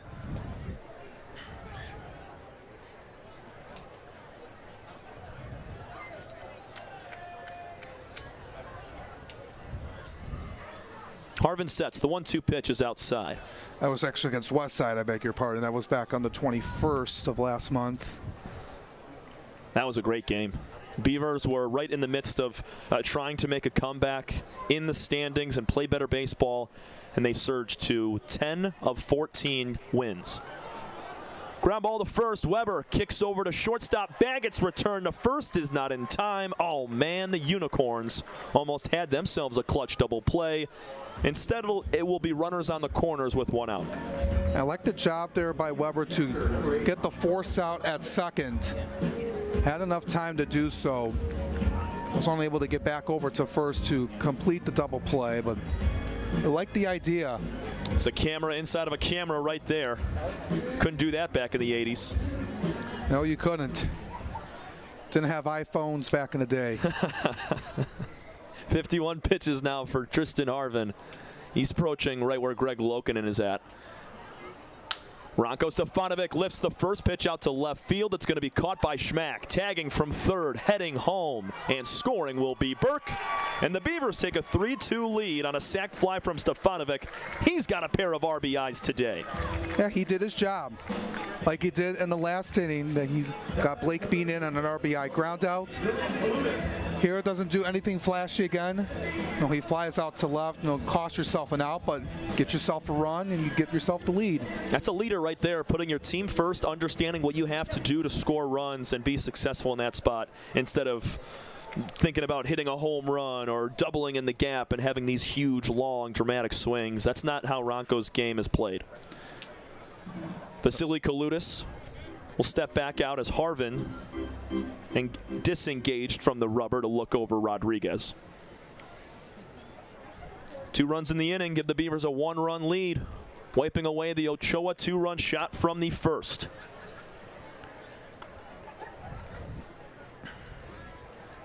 Kaludis with a fly out. He popped out, to the catcher, Kreisen. That was back in the second frame.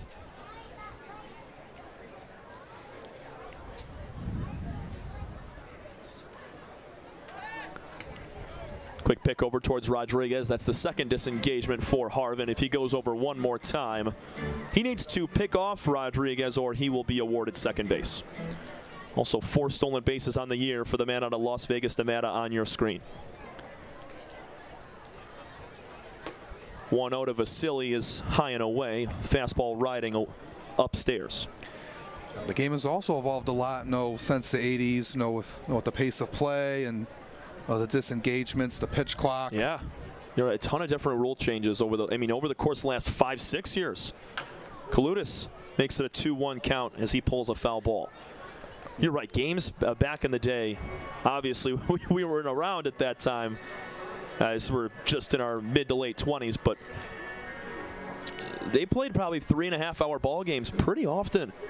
It was always such a mental battle between a pitcher and a hitter. You don't see that as much anymore as Kalutis fouls it away and spoils the stolen base attempt from Rodriguez. Yeah, a lot has changed. The games were getting a lot longer. It was just a lot for the players, for the pitchers, that games in the 7th inning would spend almost 3 hours. And for fan engagement as well.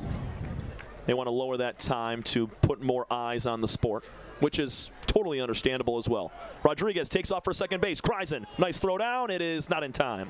Strike 3 called on Kalutis, ends the frame, and Tristan Harvin comes up with his 3rd strikeout. A pair of runs from the Beavers give them a 3-2 lead. Blake Bean comes through, and so does Ranko Stefanovic. We'll be right back for the 5th inning of play.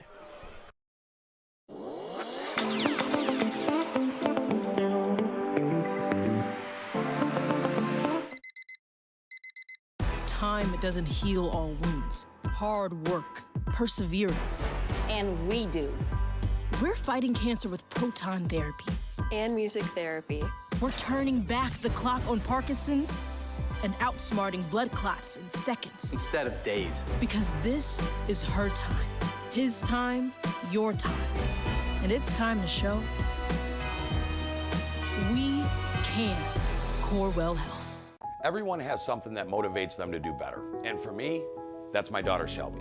I named Shelby Construction Services after her as a reminder to always run the company in a way that would make her proud. Our goal isn't just to get the job done, but to get it done right. And that means making sure every customer has a 5-star experience. I think how a company treats you is just as important as the finished product. My daughter wouldn't have it any other way. Call 833-6-SHELBY. That's 833-6-SHELBY.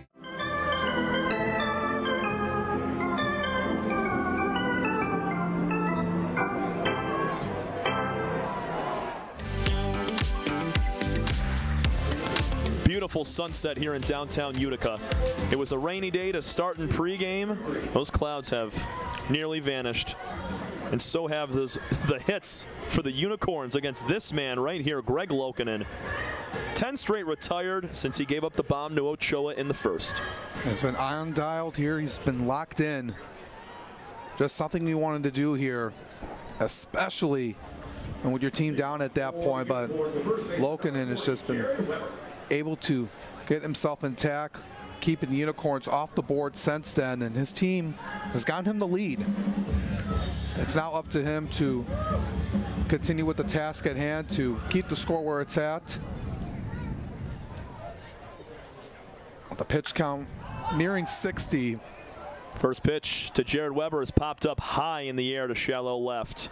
Caught by Ruiz for out number 1. Weber skies out for the 2nd time today. There's good work by Ruiz to call off Rodriguez out in center. That's the right play. Want to be able to have that communication. You don't want to have a collision or the ball drops in front of you. Especially in a tight ball game, those errors are amplified tenfold. First pitch to Blake Solomon fouled back, and now 11 straight retired. I think these Unicorns might have to pull out Joe Boo and see if they can get some magic working to put some runners on base. They need something. Need something to break this. Ground ball to second base. Piotrowski an easy field and flip. 2 gone in the 5th. And the Beavers with a 1-run lead. Just a slow roller right over to Piotrowski. No problem for him to make the play. Just routine. Work on those a lot in practice. Tip your cap to the ground crew, specifically guys like Tyler Shin and Connor Tomasic. They keep this field very well tended, and that's why you didn't see that ball take one bad bounce. It stayed on the dirt. Sam Baduras looks at ball one, just below the zone. Yeah, there was a funny hop over on the third base side yesterday on a play by Jake Walker that went over him. He was trying to. Was it on the infield grass? Did it hit the grass at all? I think so, yeah, because it went over him. I've seen that a few times, both at second and third. It's tough to keep the undulation of that infield grass pretty steady. It's going to be a little rocky at times, and it's really tough. You can't roll the infield as often as you'd like. Now in the off season, you can tend to that sort of thing. But there's been some funky hops on that grass, but the dirt and the way that they tend it on a gamely basis is impeccable. Yeah, especially with this field being used night in and night out. Unlike in the major league and minor league organizations where teams might be on a road trip for a week, week and a half, so you have time to make sure the field is set and ready to go each day. There's just no stopping here, I mean, you get maybe a day off Mondays if there's no non-public game, and then you're right back to baseball the rest of the week. Sam Baduras with a pop-up on 2-2 with 2 gone. This is out of play. Our game tomorrow will take place at 1:05 p.m., 12:50 on the pregame. Myself, Tom Cavanaugh, and Alex Johnson once again on that call. And I want to give a huge shout-out to our other broadcast partner, Brady Beaton. He is getting married today.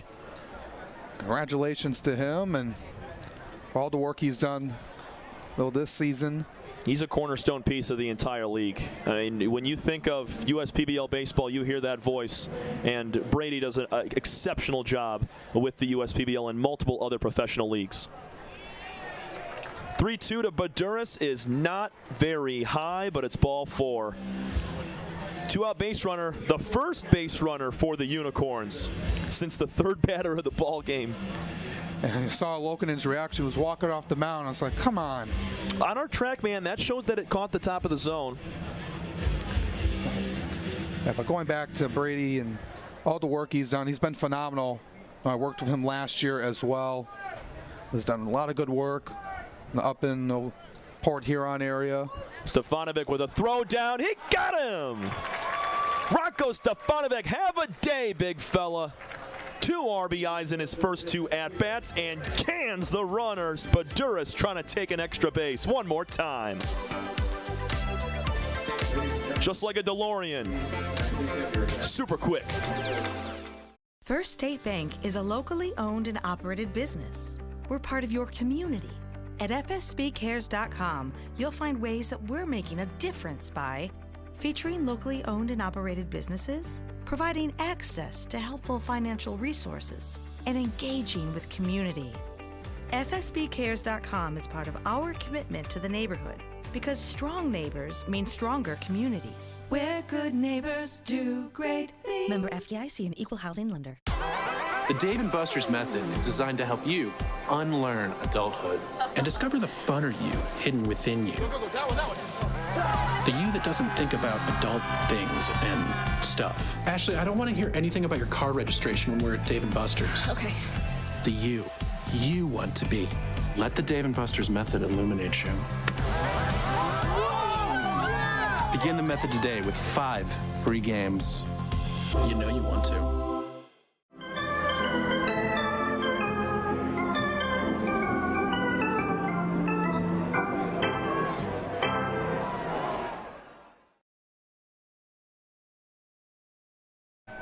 Bottom of the 5th inning from Jimmy John's Field on a beautiful Saturday night alongside Alex Johnson, Tom Cavanaugh. And it's a 3-2 advantage for the Birmingham Bloomfield Beavers. They were trailing 2-0 to open the game. They scratched one back in the second. They got a pair in the 4th to take the lead. And Utica, as soon as they got a base runner on, Alex, as soon as they show life, Rocco Stefanovic cuts down the runner at second to end the inning. And now Tristan Harvin's going to be tasked with yet another frame to put up a 0 and keep it a close ball game. Yeah, they thought Utica was really trying to get a 2-out rally, but not so fast. Rocco Stefanovic cutting down Baduras on the money. And now it's up for the Beavers here, and they got themselves a lead, looking to add on some more here. I also want to apologize to all my Back to the Future fans out there. Maybe if Ronco threw that ball down to second base at 88 miles an hour, then I could appropriately use that reference. Pablo Ruiz breaks his bat and pops one up to shallow center. Going out, Demetral, he makes the catch. Nice vision from the second baseman of Utica. Yeah, that's not an easy play at all. Chasing back to make for it, to make that kind of play. And you're hearing footsteps too. You got 3 different players converging on this baseball. He wasn't even looking at the ball, and he still made it. Still made the catch. Cam Farrar has entered the ball game. He is now in center field. Checks in for Baduras. Here's another pop-up. This time a little deeper in right center. Calling off Demetral is Titi Ali'i. And a couple pop-outs have 2 up and 2 down in the 5th. Exactly what Utica needs. I also wanted to go back about congratulating Brady, our partner, for all the work he's done getting married here today. Congratulations to him. It's a huge life accomplishment. Wish him nothing but the best today and the rest of the weekend. Yeah, absolutely. And he'll be back next week. Piotrowski looks at ball 1, 87 miles an hour, just off the plate. I had the pleasure working with him, Tom, last year as well. It's been phenomenal working with him and all the knowledge that he brings to the table. Line drive, opposite field, Piotrowski. He has himself a 2-out hit. That's his 39th of the season. One more, and he hits the 40 mark. Ripped up an off-speed pitch at the top part of the strike zone. Found that hole into right. That's what makes Matt so good is, he'll have a couple games where he puts a couple of baseballs on top of the Chevy Pavilion in left field, and other games where he keeps his swing simple. That pitch is on the upper outside part of the plate. He goes with where the pitch takes him, and he pokes it out to right for an easy single. Yeah, exactly what people want to do here, especially for Piotrowski. We've seen guys go hitting 6, 7, 8 home runs this season, but being disciplined in all the other aspects, hitting for contact instead of focusing on just power. And hitting to all fields. That's an intangible that not every baseball player has, but the ones that do possess that really stick out. The 1-0 to Hilbrick. Swing and a miss. Nice pitch from Harvin, dotting up the lower outside corner. Big shout out to Andy Appleby, CEO, owner of the USPBL, chatting it up with a few fans. Hilbrick grounds one to second base. Playing deep was Demetral. His play is to first, and that ends the inning. A 2-out base hit from Piotrowski is all, and Harvin puts up another 0. We go to the 6th. It's a 3-2 Beaver lead. They're trying to make a comeback in these playoffs. 5.5 get back from first place. They say losing hope, that's the real disaster. Last year, Tropical Storm Fred sent a devastating wall of water and debris down this river. And when the waters receded, Belfour was here.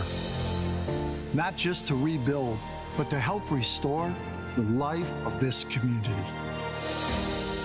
Belfour, restoring more than property. Andy Appleby. I'm the owner and CEO of the USPBL. We're a 4-team league. We play at Jimmy John's Field in Utica, Michigan. Tryon has a wealth of resources that we can tap into when unique HR issues arise, even including visa and immigration issues related to our players. Tryon has helped us to get our baseball season up and running every year and has made a difficult task much easier. That's why we rely on Tryon. You can always rely on Tryon.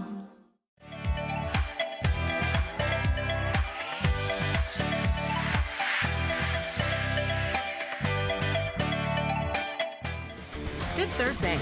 Yeah. It'll be Ethan Kreisend, Andre Demetral, and Patrick Baggett to start off the 6th inning against Greg Lokinen. What a day Greg's been having since that first, Alex. And we've seen the lefty throw this well all year long, but he's just putting the cherry on top of a great season as he's finishing up his last couple of starts this year. Yeah, he's been phenomenal throughout this entire campaign, and for what he's done for this team and for the league. has been phenomenal. Over 85 strikeouts so far this season. Climbing the charts, able to respond after the home run in the first inning. Just been dialed in all night long. USPBL strikeout leader in a season is Donnie Murray in 2017 with 114 Ks. No other pitcher in the league has ever eclipsed 100, and Lokinen is 13 away from that number. He's knocking on the door. Ethan Kreisen lifts his hands up and scoots out of the way, 1-0. He ended the last inning, but he's come up here to the bat after Sam Baduras was caught stealing to end the last half inning. Line drive into left field. Leadoff hit for the Unicorns. Their first knock since Ochoa in the first. That's got to feel good. Yeah, absolutely. Right down Main Street with that 88-mile-per-hour fastball, and Kreisen ripped it. It broke the streak.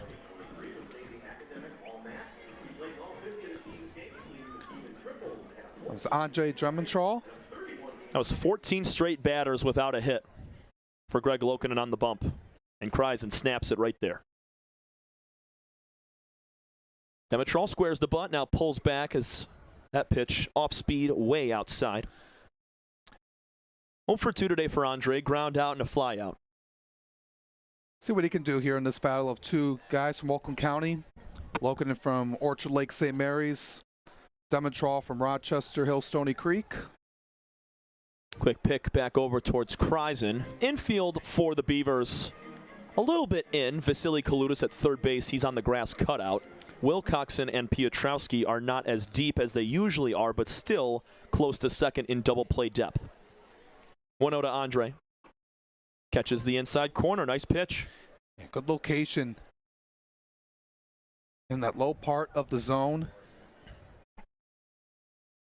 His location has been on point. His pitch count's at 72 right now.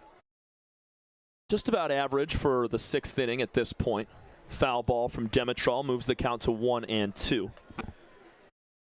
It was a ton of pitches for Lokinen in 5 2/3. He's already through 5 innings, and his last start, if he was in this same spot, I think he'd be around the mid-80s, considering he finished up at 102, 103. Wow, breaking ball, outside corner, back door. Gets Drummondtrawl looking, 1 on with 1 out. The nastiest pitch we have seen all night. With that breaking ball, low outside corner, just caught Drummondtrawl. Nothing you could do about it. Nothing you can do at all. Because by the time you recognize the spin, you've already turned off the trigger to swing the bat, and it's right back in the zone for strike 3. 5 strikeouts now for Greg, and he goes right back to that same pitch, but misses just a tad. Yeah, that spin rate at 2,300 plus on that. Just some nasty stuff. 1 for 2 day for Patrick Baggett. Single and a run scored in the first. He struck out swinging in the third. You want to try to get some more, tack on more in this inning here.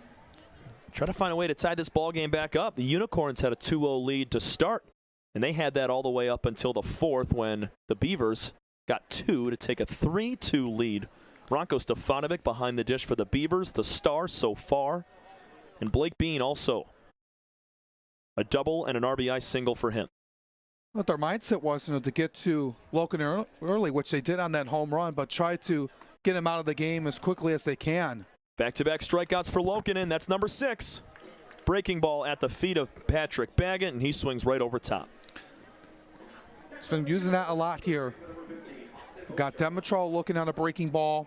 Went back to it again at 76. Ooh. Just out in front of it was Baggett. Tough pitch to even just get a piece of. Here's Ochoa. He's had some success today against Greg. The only one, really. Just 3 total hits. Baggett, Ochoa, and then Kreisen, who's standing at first base. Only men today with a knock.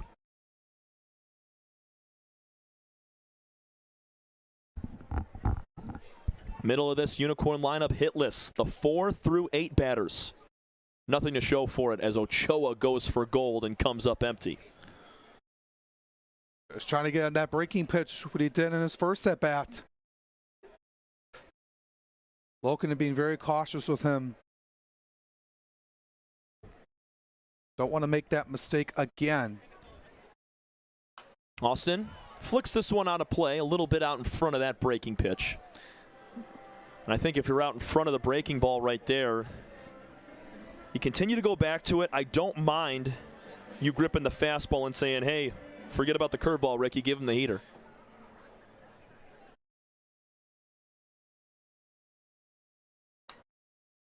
.87 at the top of the zone. Ochoa stays alive. Going to be the final countdown here for Ochoa in this at-bat. Yes, sir. And if you can't tell, one of my favorite sports movies, if not my very favorite, is Major League, since we've heard a myriad of references so far. Ochoa grounds one to third. It's going to be a backhand play for Kalutis. Long throw to first is in time. Vasily Kalutis cuts down Ochoa to end the inning.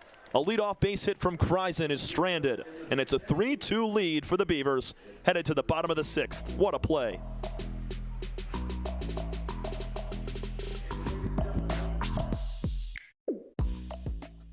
It's a quirky name.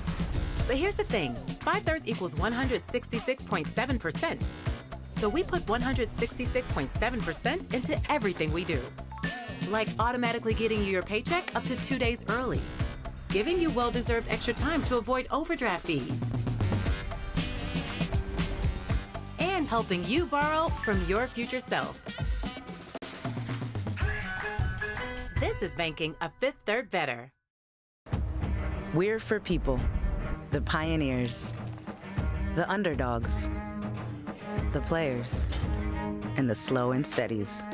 We're for people, for who they are and who they could become. Yes, we're a bank, and some say our business is all about money, but that's an old idea. Because look past the money, and you'll see real human lives.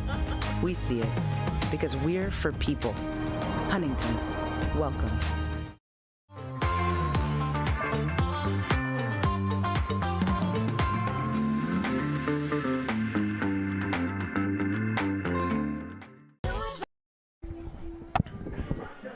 Bottom of the sixth inning. Welcome back in, ladies and gentlemen. Let's take another look at this Vasily Kalutis play, and we didn't acknowledge my man Joe Burke. What a stretch at first. And that was the difference to get out Ochoa. Yeah, just a bang-bang play, and that's just a really smart play by Burke. Stretching out.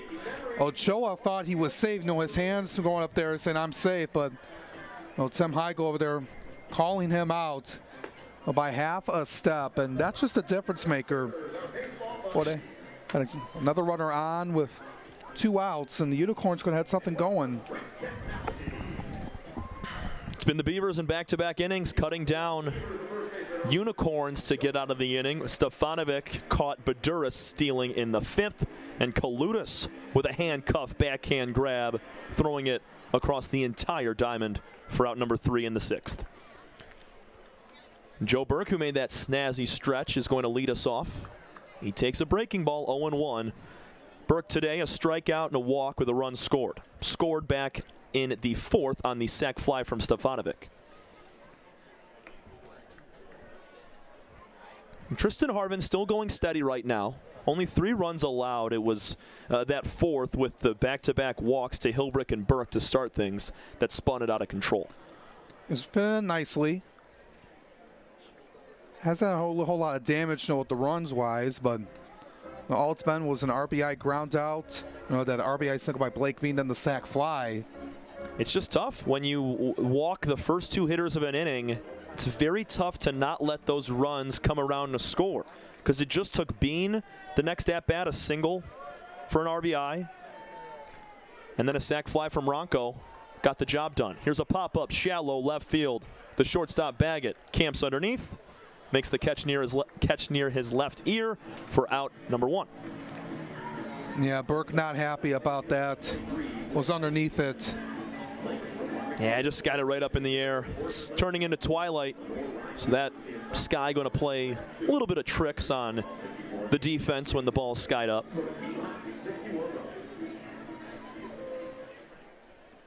Harvin just about to hit the 70 pitch mark. Blake Bean looks at strike one. He almost pulled the trigger. It doesn't matter. But a good night for Bean. Yeah, it has. Double and an RBI single for him here tonight. Puts one on the ground a second. Bounce for Dimitrol. Quick transition and a flip to first. Has two away here in the bottom of the sixth and a one-run lead for the Beavs. Took a couple of small bounces over to Dimitrol. Makes the routine play over to Weber. Looking to try to get a 1-2-3 inning here. You would love to have this against the middle part of the lineup here for the Beavers. Some light movement in both bullpens currently. Lokinen through 6. Harvin through 5 2/3. Chase Rodriguez will step in and look at ball one at his feet. Couple of ground outs today. Avoided a double play in the 4th inning. One ball and one strike as he puts that near the Unicorn dugout. Yeah. Unicorns being mindful in their pitching situation with having a game tomorrow and Tuesday. Beavers don't have to play again until Wednesday, but want to be able to ride Lokinen as far as they can. Go at least 7, potentially the 8th inning, depending on how things go, which would be nice to have them go the distance, but don't want to jump to the future on that. So Lokinen has shown that he can climb up into the low 90s, high 90s, touch 100 pitches in an outing. It kind of just depends on how these Unicorn hitters start to, I guess, swing it against him in the next inning or so, because we've seen in starts as Rodriguez puts it on the ground for a base hit. No! What a play from Dimitrol to his feet. And there's Kreisen to back it up. Tristan Harvin is down on the ground after trying to cover up first base. That's not good. Writhing in pain right behind first base. It looked like he rolled his ankle or maybe a hamstring as he came across. Let's take another look. Dimitrol made an insane play. I did not think he had a chance there. Ooh, that looked nasty. Did not come in contact with the bag. His left foot crossed up on his right, and he went down in a heap. Kyle Soroka, our USPBL trainer, along with head coach Jim Essien, out to talk with Harvin. We're going to step aside briefly and come back with 2 outs and a man aboard for Ranko Stefanovic and the Beavers. Looks like Garrett Bonnet is coming out of the pen. 3-2 Beavs, bottom 6. This is your home for USPBL baseball. Fifth Third Bank. Yeah, it's a quirky name. But here's the thing. 5/3 equals 166.7%. So we put 166.7% into everything we do. Like automatically getting you your paycheck up to 2 days early. Giving you well-deserved extra time to avoid overdraft fees. And helping you borrow from your future self. This is banking a Fifth Third better. We're for people, the pioneers, the underdogs, the players, and the slow and steadies. We're for people, for who they are and who they could become. Yes, we're a bank, and some say our business is all about money, but that's an old idea. Because look past the money, and you'll see real human lives. We see it, because we're for people. Huntington, welcome.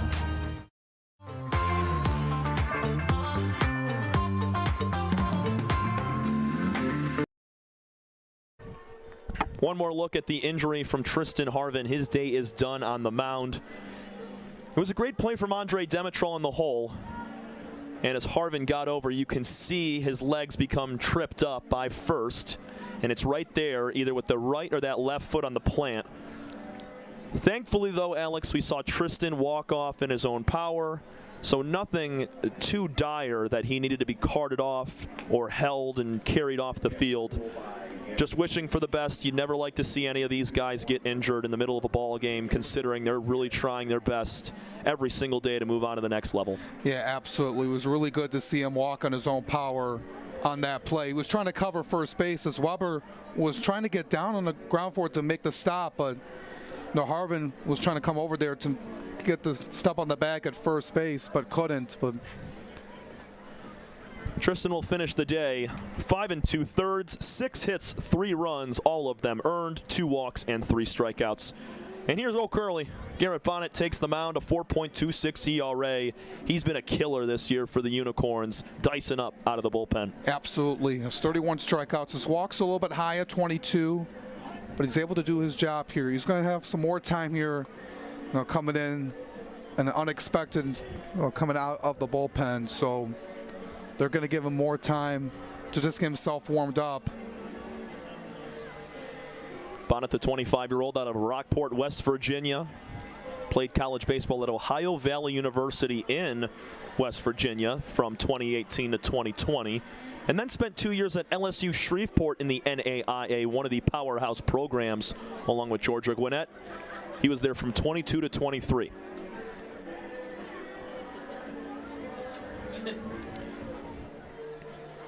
Looking to come in here now with 2 outs. As Harvin goes 5 2/3, 6 hits, 3 runs. Here comes Ronco. Great day for him on both sides of the diamond. He's 0 for 1 with a sac fly, but he's got 2 RBIs. Has also thrown out a runner behind the dish. He looks at strike 1 from Bonnet. 1 on, 2 out, with Rodriguez picking up that base hit before the injury. So the recap, Tristan Harvin exiting the ball game on an injury as he was covering first base on a ground ball. He walked off on his own power. 0-2 very quickly to Ronco. Really good to see that Harvin able to walk off to the dugout. Simple arsenal for Bonnet. He goes 4-seam fastball, a slider, and a splitter. Quickly picks over towards Rodriguez.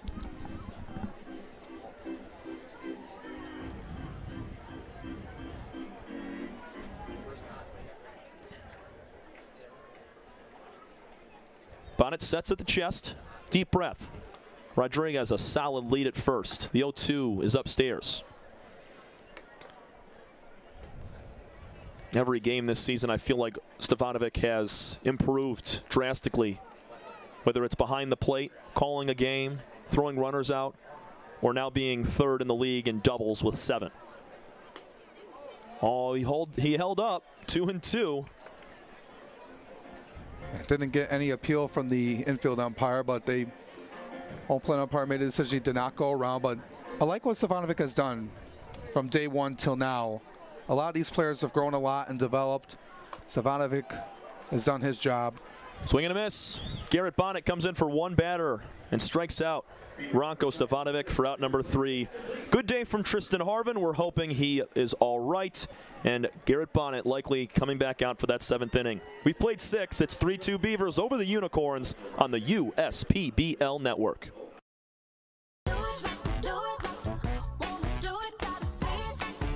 The perfect match. It's what so many of us are looking for. When it comes to getting a mortgage, how can you find the one that's perfect for you? Start at mortgagematchup.com.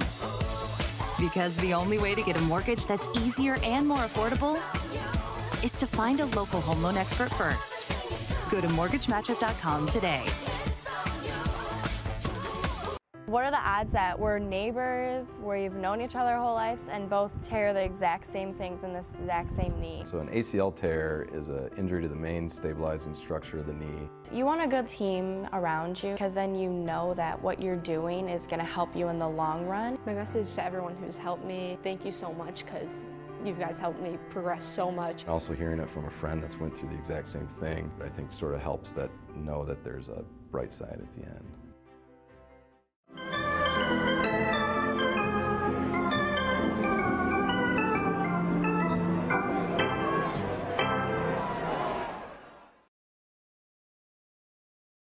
A little bit of action in the bullpen for the Birmingham Bloomfield Beavers. It's Sidney Ferry.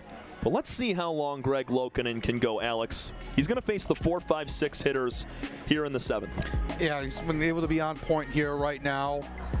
Like I mentioned in the last inning, you want to be able to try to go at least through this inning, maybe the 8th, depending on where his pitch count is. But no, he's Coach Dombrowski is going to ride him out as far as he can. But the thing you need to keep in mind is, he's gone the distance 4 times. You don't want to get a guy wear and tear and tire him out come playoff time. Something else to keep in mind too, as we get down near to the end of the season. 0 for 2 day for Marcus Titiali'i. Strikeout looking in his inaugural at-bat, and then popped out to the second baseman Piotrowski back in the 4th inning. Strike at the knees to start off Titiali'i. Pitch count right now at 84. I think that's okay right now for the 7th. If it's a long inning, I don't think he's got a chance at the 8th, but Marcus swings at the first pitch, deep right field. Hilbrick to the track. He will make the catch a step away from the wall. Nice swing from Marcus, just did not get all of it. He gave it a ride. Right near the wall and right, but Hilbrick right at the track, able to haul it in. Kyle Schmack today has a couple of lineouts. The second one was stronger than the first. He's pulled both of his balls in play. Line out to short and then third base. Lokenen goes upstairs just a bit high at 75 on the off speed. Drew Feldman had a similar bat last night. We hit one to right that just died right at the warning track near the wall. It's good opposite field power as well from Titiali'i we saw, because both of his home runs this season have been to left field, and until you see a guy really poke it out there the opposite way, you think he might be looking one side, but not Marcus. He was going the opposite way right there. 2-0 to Schmack is lined out to left field. Coming over Ruiz, he makes the catch on a hop, and Kyle will take the breaks at first and hold up with a single. What you need to do right there, drop one into left to get yourself on base. Better swings from these Unicorns. They went 14 straight batters spanning through the 1st to the 6th without a hit. And now they have 2 in their last 6 batters. Jared Weber, he's only seen 3 pitches today. A pop out to the catcher and a fly out to left. Takes strike 1. And if you're Lokenen, you're looking for the double play ball. Try to limit the amount of pitches you have here in this inning. You're a couple away from 90. Make it 0-2. Weber goes after that 88-mile-an-hour pitch and pops it straight back. There's the DeLorean reference I can use right there. Missed opportunity, man. We'll get another chance here. Weber rocks back, loading up on that backside. The 0-2. Another foul ball.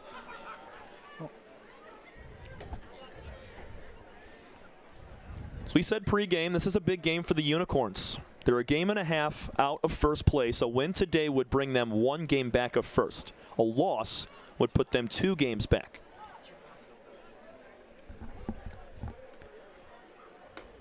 Lokenen with a little extra grunt on that off speed that tries to swing back in. Does not catch the corner. It's 1-2. It's a battle for the 1 seed between both West Side and Utica. East Side, they're 3 games back. Not entirely out of it, but definitely in the back seat. Here's a ground ball foul towards assistant coach Pat Adams. And it's going to be a huge game for them tomorrow against the Unicorns. Well, they've been on a 4-game skid. Yeah, they got a couple wins against West Side in a doubleheader, 2 6-inning doubleheaders, non-public on Tuesday. But in front of fans, the last couple of games, they just have not put it together offensively. Weber again fights it away. Like the Goonies, Weber never say die at the moment right now. Exactly what you want to do here. Elevate that pitch count here.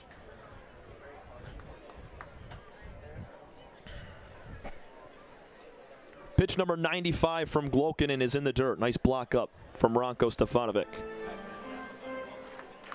Weber putting together one of the better at-bats that we've seen from a Unicorn today.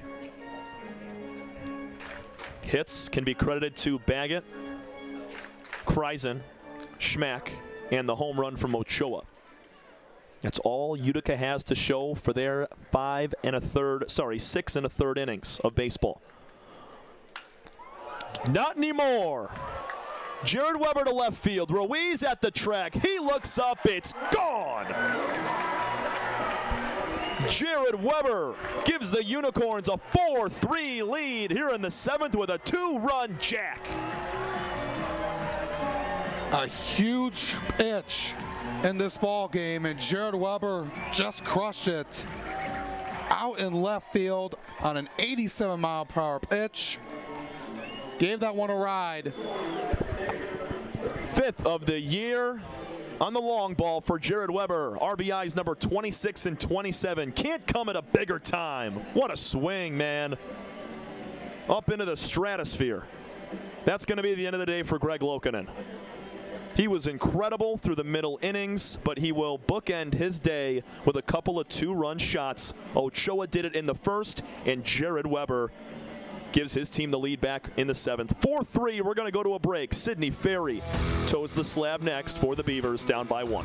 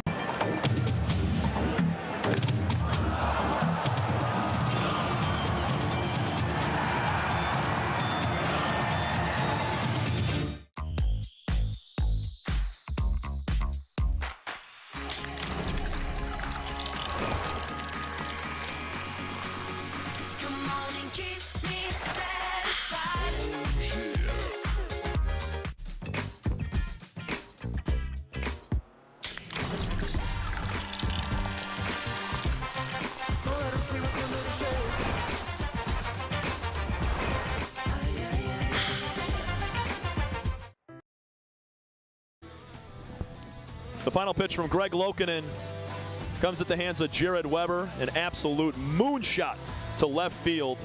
Alex, the pitch was middle up, and that's a pitch that Jared can elevate. Yeah, that was just really tough for Lokinen to let that one go, and Weber took advantage of it. Just pounded that one over into left field. Ruiz ran out of real estate and just let that one fly. And well, those are 2 mistakes that Lokinen had. The first inning by Ochoa, gave up the long ball on a high pitch breaking ball, and he was just phenomenal here tonight. Kept the Unicorns in check for a majority of the ball game, but just those 2 blemishes are the difference maker here tonight. And now Sidney Ferry looking to just keep the score where it's at right now. And Lokinen finishes the day 6 1/3 innings, pitched 5 hits, 4 runs, 1 walk, and 6 strikeouts. 80s night has taken over at the ballpark on Saturday night. It'll be Blake Solomon to face Sidney Ferry, first reliever out of the pen for the Beavers. Lokinen went on a 14 retired in a row streak spanning the 1st to the 5th. It was quite something. He mixed in 4 strikeouts in that time, finished with 6, raising his total to 89. He's 11 away from getting to 100, the 2nd pitcher in the league to ever do it. He's been phenomenal all season long. Could have a chance to do that in his next start. I mean, we've seen him put up double digits several times. About a month ago, he put up 11. Last time out, he had 12. So it's very, very reachable. Solomon chops one high to 3rd. Kalutis takes his momentum towards 1st, and a beautiful play has out number 2. Just trying to limit the damage here after giving up the home run.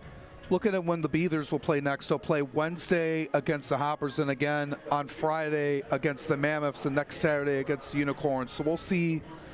Friday, maybe Saturday, is a targeted date for Lokinen to come back out. Here's Cam Farrar in his first at-bat. Baduris finishes the day 0 for 1 with a walk, and now Cam skies one in the air high to right. Ray Hilbrick losing it in the twilight. Nope, just joking. He had that all the way. Looked like he had his palms up. Didn't know where the ball was, but the twilight did not affect him one bit. It's Take Me Out to the Ball Game stretch time at Jimmy John's Field from the USPBL Network, presented by Genesis Credit Union. We'll see you on the other side.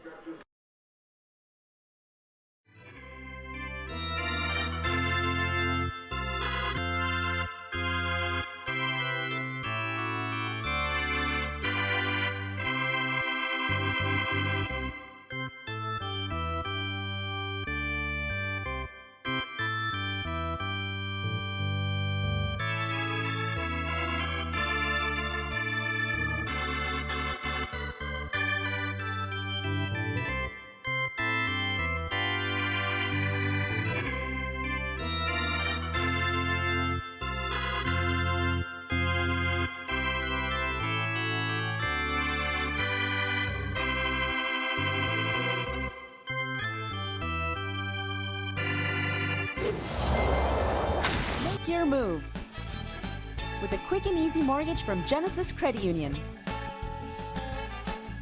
We have mortgages to fit your life. Genesis Credit Union. Visit us today.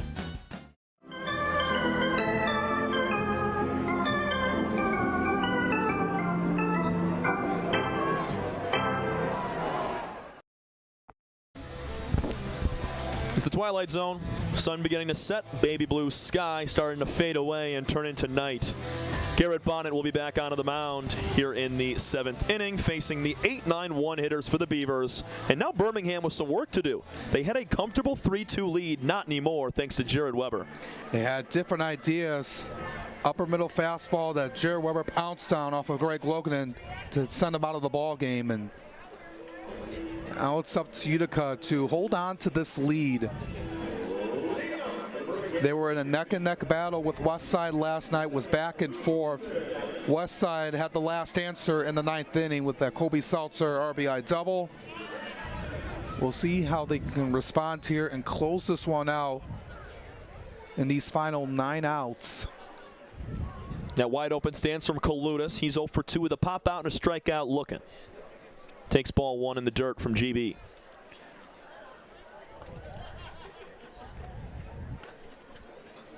You don't have to do everything all at once.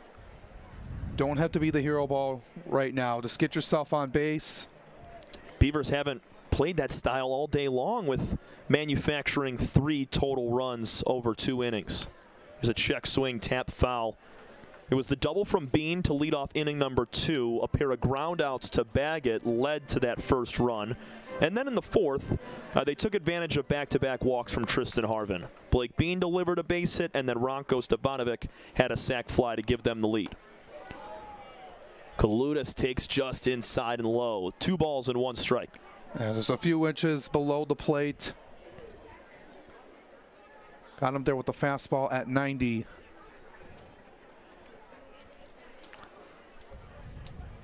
Two-1 to Kaludis, right back to the screen. He's all over it, just a little bit underneath.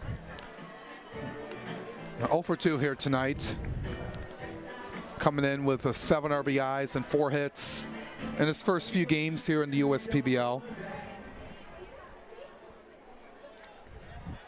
Bonnet works first base side of the rubber as he sets near the belt. Leg kick in the 2-2. Oh, foul ball rattles off the mask of Kreisen. Those two-piece masks, sometimes it doesn't have a ton of recoil, and you can really feel it when you get a foul ball off there. The other alternative is the Buster Posey mask. It's the full, just one softball type of mask, or catcher's mask. Another tap foul from Kaludis.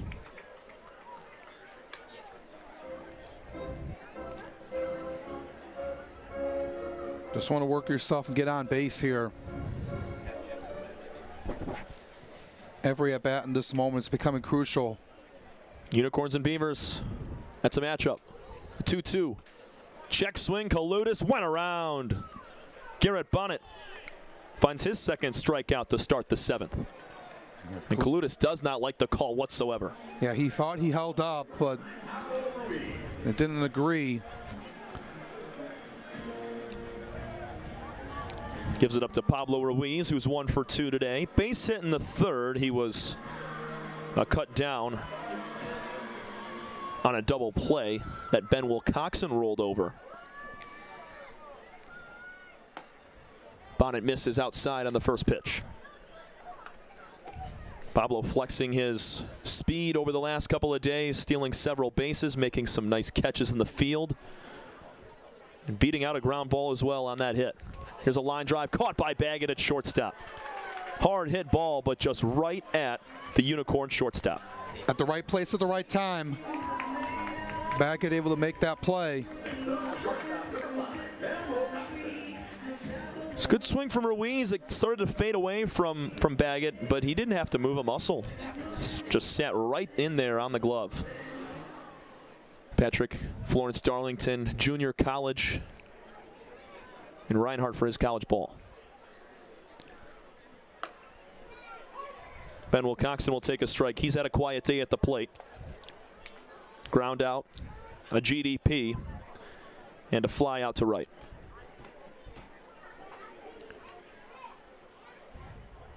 Good to break that here.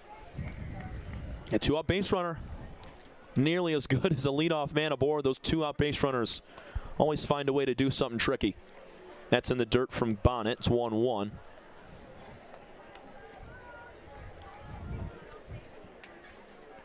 As Alex mentioned, we'll see the Hoppers take on these same Unicorns tomorrow at 1:05 p.m. from a Sunday Fun Day presented by Fairy Tale Entertainment. And then after that, next week is our final week of regular season baseball. Wilcoxon swings and misses 1-2. Yeah, getting down to the tail end of the season. Went by fast, man. It did. Got 5 games next week, 3 the following week, and then 3 for the championship games. The weekend, rather, the 5th through the 7th.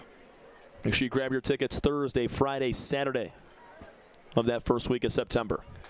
Bonnet's got a 1-2 count on Wilcoxon, trying to sit him down 1-2-3. Foul ball back out of play. Nice fight.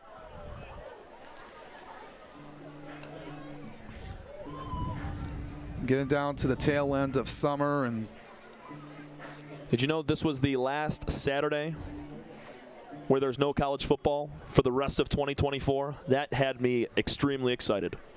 Wilcoxon, another foul ball. I know baseball's probably my favorite sport, but college football and the Detroit Lions come in there right at number 2, baby. Got a one on the game-winning field goal against Kansas City. I tell you, Jake Bates is going to impress some people this year. Yeah, I know it's only preseason, but got to give him some hope. Yeah, we own the Chiefs, man. It's back-to-back wins against them, whether it's preseason or regular season. Yeah, they had a tough one against the Giants last week, but able to come through against KC at Arrowhead. Definitely not the same old Lions. 2-2 now to Ben Wilcoxon.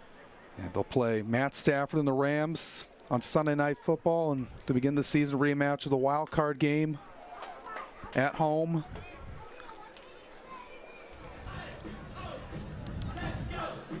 Count moves to full on Wilcoxon. He's worked back from 1-2. Making this inning a little bit longer on the arm of Garrett Bonnet, who's out for a second inning. Came in relief with 2 gone in the 6th, closed the door and trying to do it again. Strike 3 called. Wilcoxon is livid. It was right there. Trackman says that catches the inside corner, and that's another strikeout for Garrett Bonnet. Old Curly has 3 through an inning and a third. We go to the 8th. It's a 4-3 lead for the Unicorns on the USPBL network. I'm Anthony Tomey, CEO of Tomey Group, and we're one of the largest Jimmy John franchisees in the country. With 50 Jimmy Johns and over 700 employees, it's a challenge to manage operations. What could possibly go wrong with owning 50 Jimmy Johns? People don't show up, equipment fail, run out of bread, no tomatoes, we need onions. Many different things can happen. Tryon allows us to really focus on the food and the operations of the restaurant. And that's why we rely on Tryon. You can always rely on Tryon. Everyone has something that motivates them to do better. And for me, that's my daughter Shelby. I named Shelby Construction Services after her as a reminder to always run the company in a way that would make her proud. Our goal isn't just to get the job done, but to get it done right. And that means making sure every customer has a 5-star experience. I think how a company treats you is just as important as the finished product. My daughter wouldn't have it any other way. Call 833-6-SHELBY. That's 833-6-SHELBY.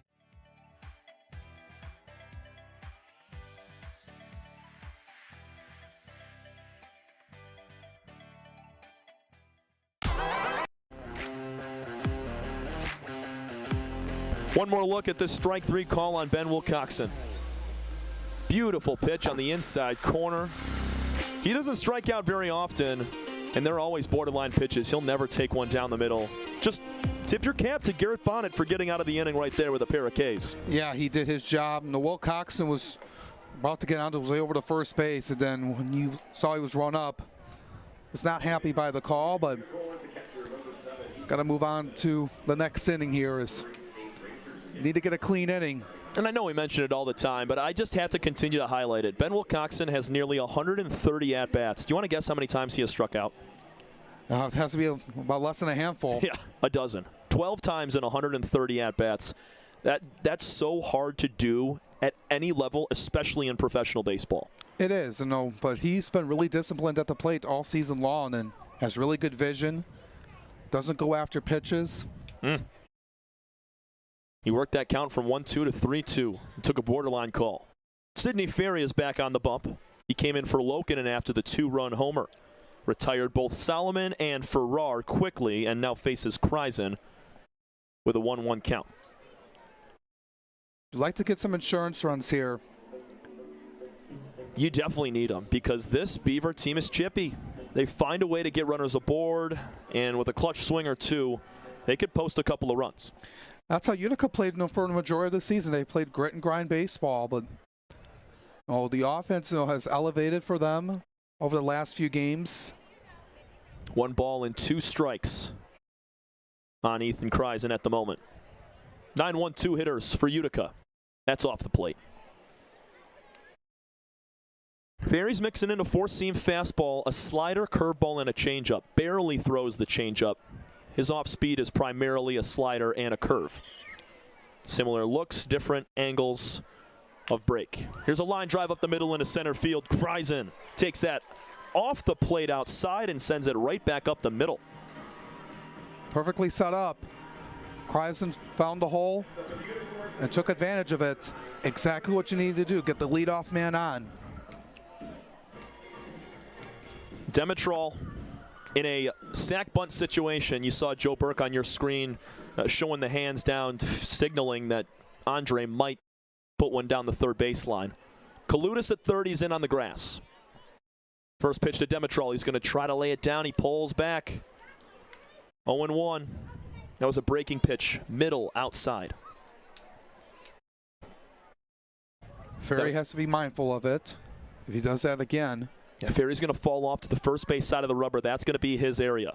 Demetrol gets it down right at Ferry. He's going to have to collect and throw on. Catch is made by Burke for out number 1, and Andre Demetrol gets a sacrifice bunt to go. And on to second goes Kreisen with 1 gone. Exactly what you need to do there. Move Kreisen up into scoring position. Take the double play out of the equation. Cost yourself an out, but you'll take it. That's such a good bunt, man. This ball just died. That was the pitch before, but the next one, he just absolutely dropped it right over top of that cutout in front of home plate. You got to have soft hands to be able to leave a bunt like that. Here's Baggett now from the left side. He was 1 for 3 with a pair of strikeouts, batting righty against the lefty Lokinen, and now there it is one more time. That ball just rolled on to Ferry. That's a really good bunt. Able to send it down near the first base line. Burke was learning Kalutis that he was going to pull that way, but got to be ready for it. So was Ferry able to get it there in time to make the throw. First lefty at bat today for Patrick. Comes up empty, 1-2. Ferry has that off speed working, that curveball dropping off the table.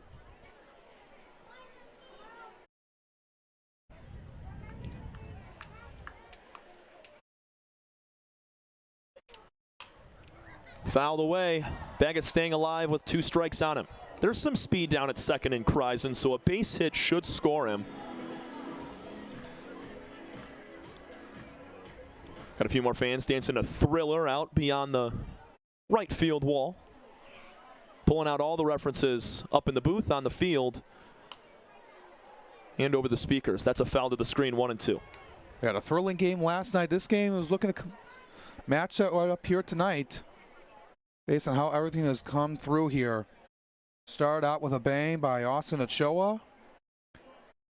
And then the Beavers got some runs in small fashion. And then Jared Weber gave the lead right back. I'm just impressed with this Unicorn team. 5 home runs in their last 2 games. And a team that hit 10 the first 2.5, 3 months of the season. Added a few new bats. That continues to help the offense out in a big way with the long ball. 1-2, misses. Upstairs and outside. 2 balls and 2 strikes to Baggett, who has fouled off the last 3 pitches before that one. He's going to be aggressive here. but he knows not to take anything that's outside or force anything. So ground ball to the right side is going to get the job done. Will move Kreisen on to third. 2-2, ground ball to first. It'll be Burke, touches on himself. No Olay Dorn there from Joe, and it's 2 gone, with Kreisen 90 feet away from tying the game. Hit it in the right spot.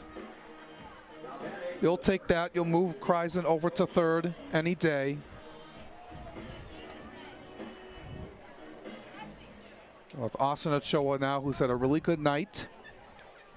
Ferry's going to need a new baseball, and boy has he. I know he's got a couple of groundouts to third, but with 2 home runs in his last 6 at-bats, Austin is really hitting his stride at the end of the year. Now with 6 homers on the year, driven in 20. Takes a sword right there, half swing, down 0-1. Wish he had that one back. Just travel back in time to a few seconds ago. Ferry approaching 20 pitches. Ochoa swinging a miss again. Nothing in 2.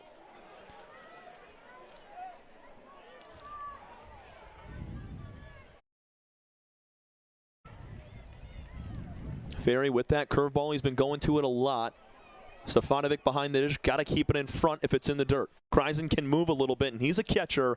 Understands how that ball can play behind the dish. Slider misses away.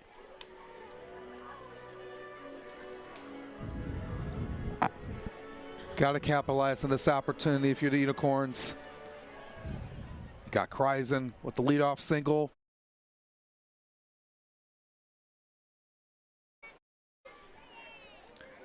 2 balls and 2 strikes. That's in the dirt. They could use a little insurance. Anything can help.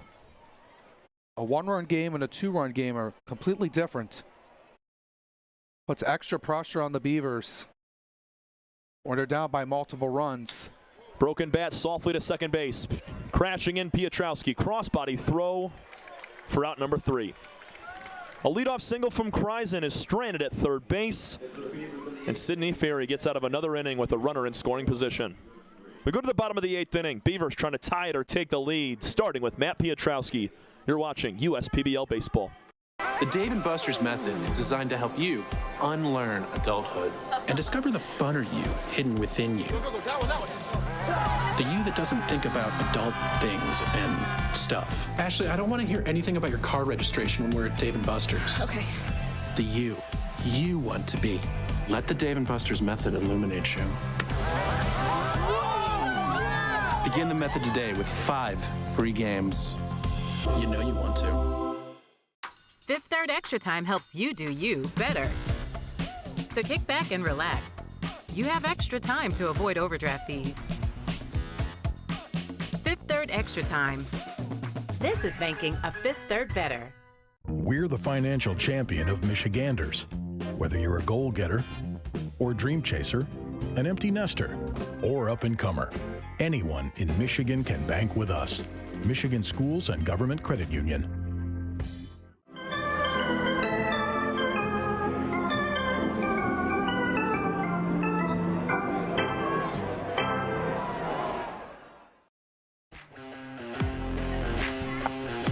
Beavers down to their final 6 outs. Alex Johnson, Tom Cavanaugh, all the way through this one on a Saturday night. To recap the games with the Tad, it was the Unicorns with a 2-0 lead thanks to Austin Ochoa in the first inning. Beavers got 3 unanswered, scoring once in the second, 2 more in the fourth. And then a big fly from Jared Weber in the 7th, knocking Greg Lokinen out of the game, made it 4-3, and that's where we stand at the moment as the eraser, Jace Bauman, takes over on the mound for Garrett Bonnet, who struck out 3 of the 4 batters that he faced. Yeah, Bonnet did really well coming in a little bit of an emergency situation, but for Tristan Harvin, who came out of the game, but able to come out on his own power, which is really good to see. But Bonnet did his job. Now turns it over to Jace Bauman. Looking at his numbers, 3.41 ERA, 31 2/3 innings pitch, 28 punch outs compared to 16 walks. He did pitch in last night's game as well. Bauman, the 5'9", 180 right-hander, 25 years old, out of Mosinee, Wisconsin. Went to University of Wisconsin Stout. That's D3 in the Cheese State. Spent 5 years there from 18 to 22.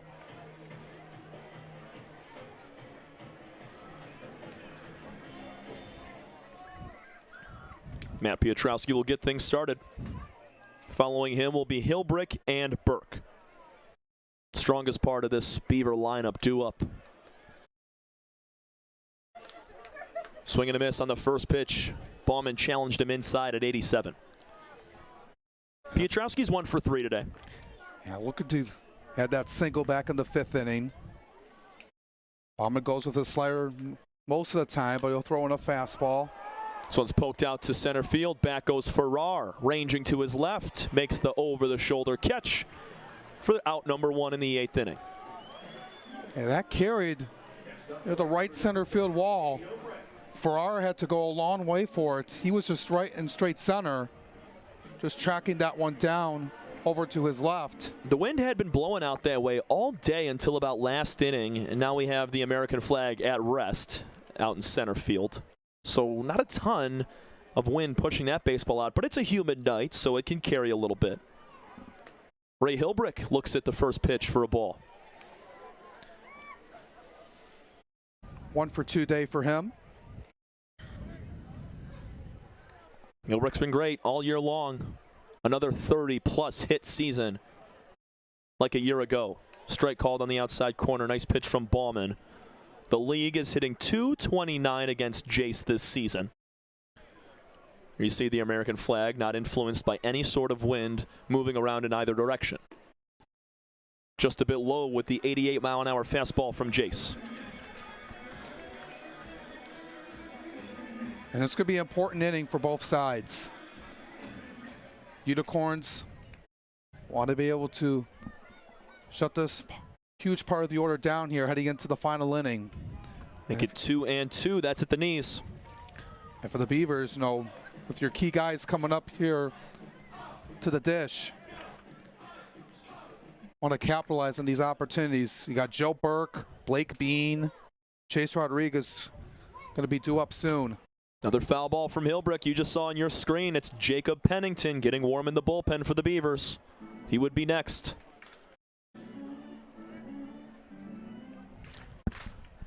Unicorns, if they can keep this lead, I expect Ben Kreisen to come in the ball game in the 9th.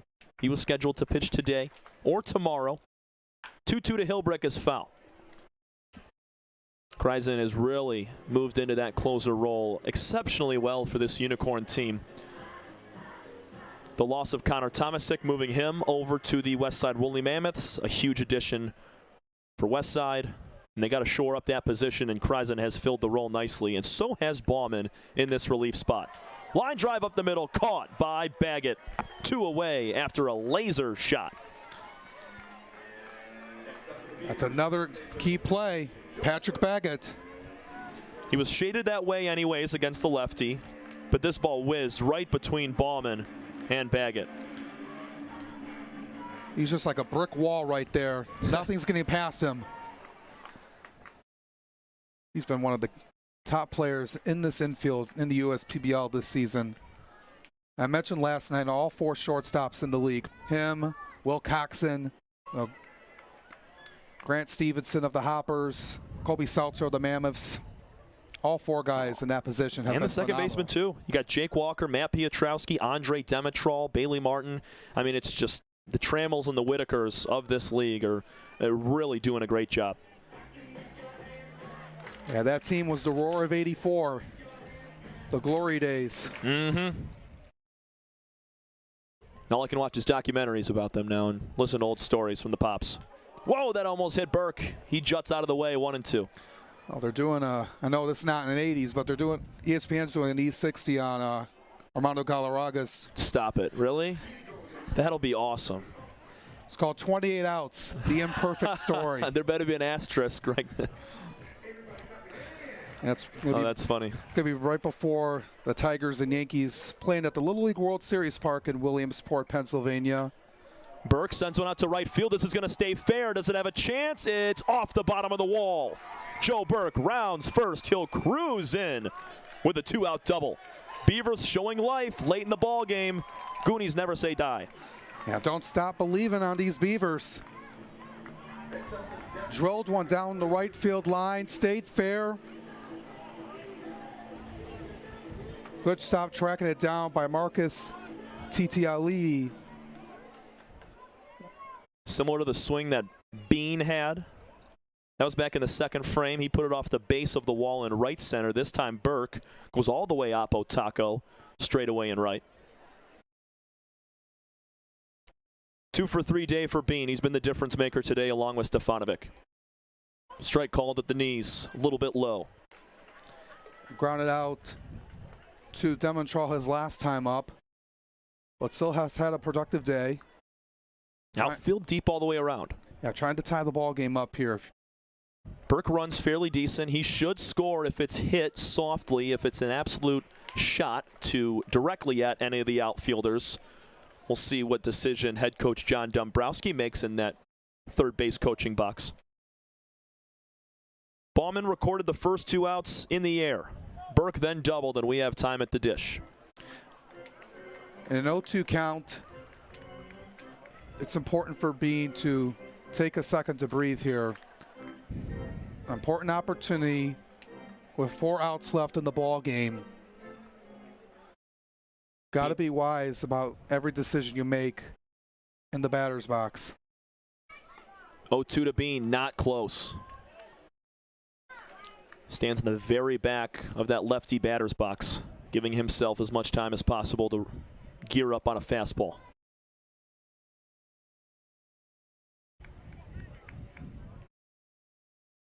Bauman's key pitch is the slider. Then he goes fastball. Let's see what Bean will get here on 1-2. Inside, missing. Need to move a little bit more outwards on that to get the strike 3 call. Bauman went with the circle changeup at 85, just missed. 2s are wild here in the bottom of the 8th inning. Beavers trail by a run with a runner in scoring position. Here's a high fly ball to shallow right field. TT Alai'i underneath makes the catch for out number 3. Joe Burke doubles, but is stranded. We go to the 9th. It's a 4-3 lead for the Unicorns here on the USPBL Network. We build roads, bridges, wind farms and pipelines, schools to skyscrapers. Our members create monuments. We operate. We're the operators and mechanics behind the advanced heavy machines that move Michigan forward. We maintain boilers and HVAC. Our members run the complex heating and cooling systems that we all depend on. Our training is second to none, and safety is our priority. We are Operating Engineers 324, and we keep Michigan running. The perfect match. It's what so many of us are looking for. When it comes to getting a mortgage, how can you find the one that's perfect for you? Start at mortgagematchup.com. Because the only way to get a mortgage that's easier and more affordable is to find a local home loan expert first. Go to mortgagematchup.com today.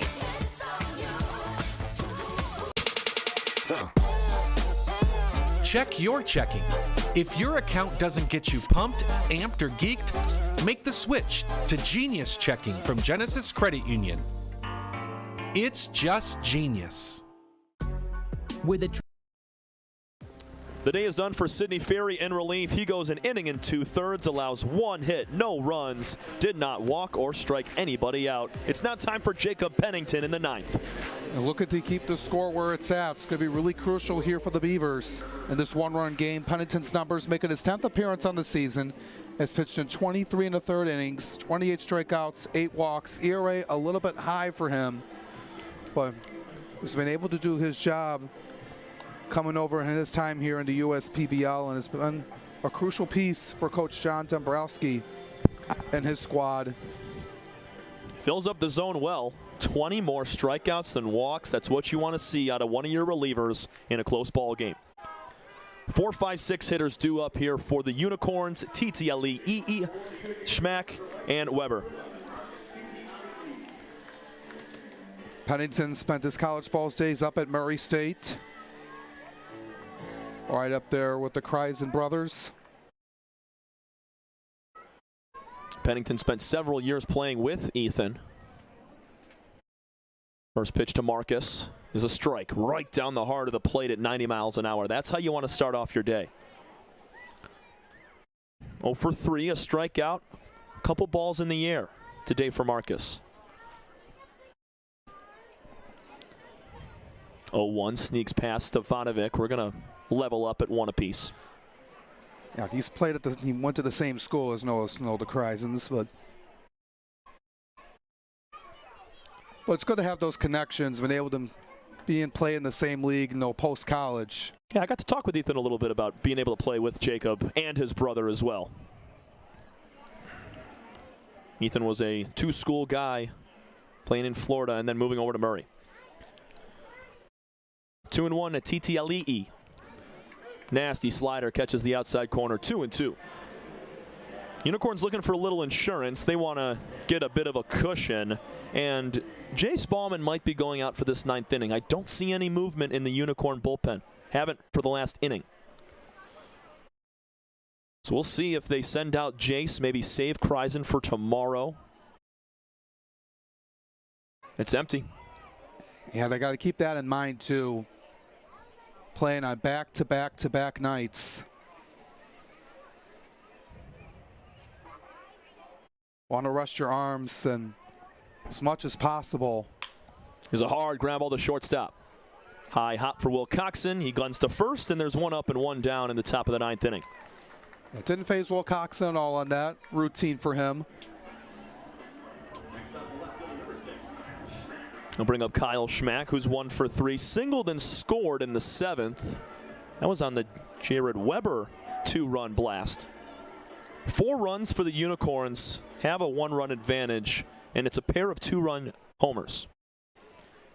It's been the story for them here so far here tonight. And last night too. I know they lost, but putting together 3 home runs for a team that does not hit many, it's going to raise some eyebrows. Could be crucial come playoff time. Yeah, they can have big swings like they did today and yesterday as well, even in a loss. It's going to take them.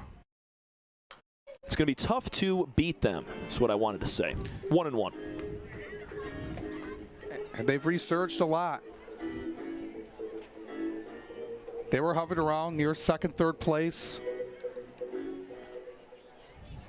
Despite the offense, not being at its best, but they were able to grind ways, get themselves winning games, capitalizing on other teams' mistakes, being disciplined at the plate. That's been the story for this Utica team for most of the season. Foul back to the screen on the breaking pitch at 77, right down the middle. Schmack just missed it, a little bit out in front.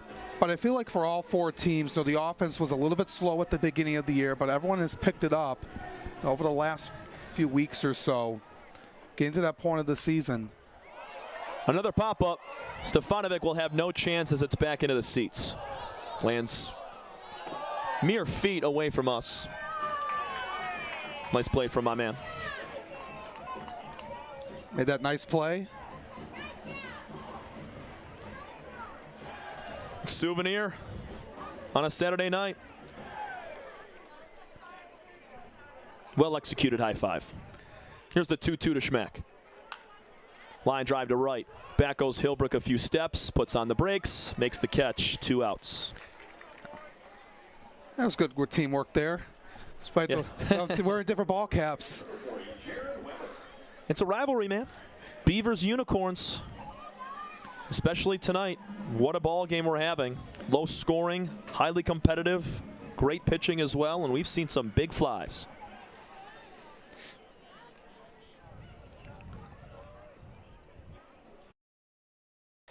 Weber will take 1-0. 1 for 3 day now for Jared. He popped out and flied out before he went deep to left field his last time. He knocked Greg Lokinen out of the ball game after 5 2/3.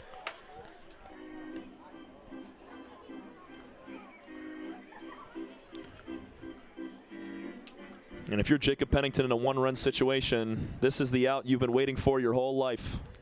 Lou Brown to Rick Vaughn in the 9th. That's inside.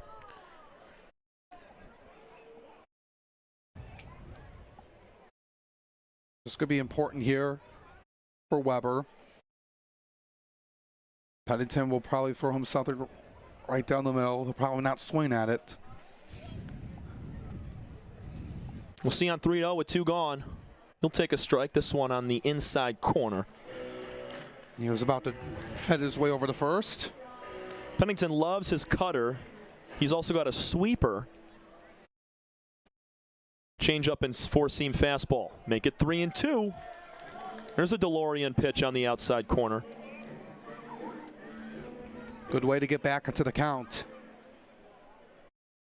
Tough to fall behind against one of the top hitters in the league. 3-2 is on the ground to third. Is it fair? Yes, it takes a bad bounce on Kalutis. Did that hit the base and bounce up? At the last moment, it chopped up near his chin, and it's a 2-out base hit for Weber. Let's see it again. Yeah, that just took a couple of funny bounces as it was. It did. Yeah, it touched the bag. The front inside corner of third base is where the baseball hit, and it bounced up near the chest chin area of Vasily Kalutis at third. Cody Hanna is going to get his first at-bat today. He was 2 for 4 last night. The big lefty out of Coker University. Spent 4 years there in a pinch hit spot. And that double that nearly went over the center field wall. He's hitting in place of Blake Solomon, who was 0 for 3.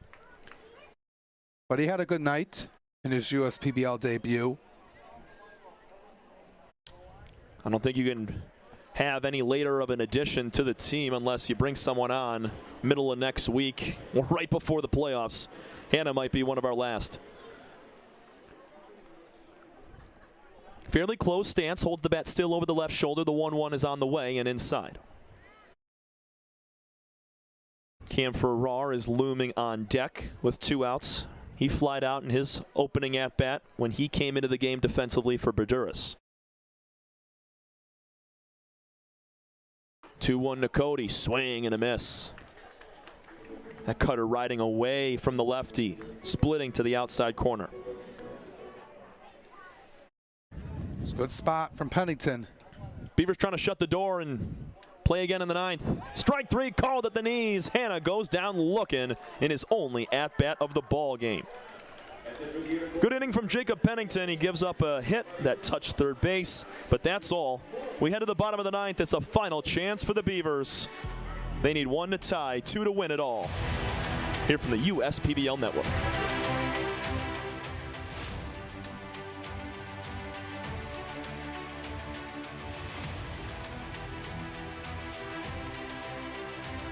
Transforming world, we can see how drastically the world is heading towards automation.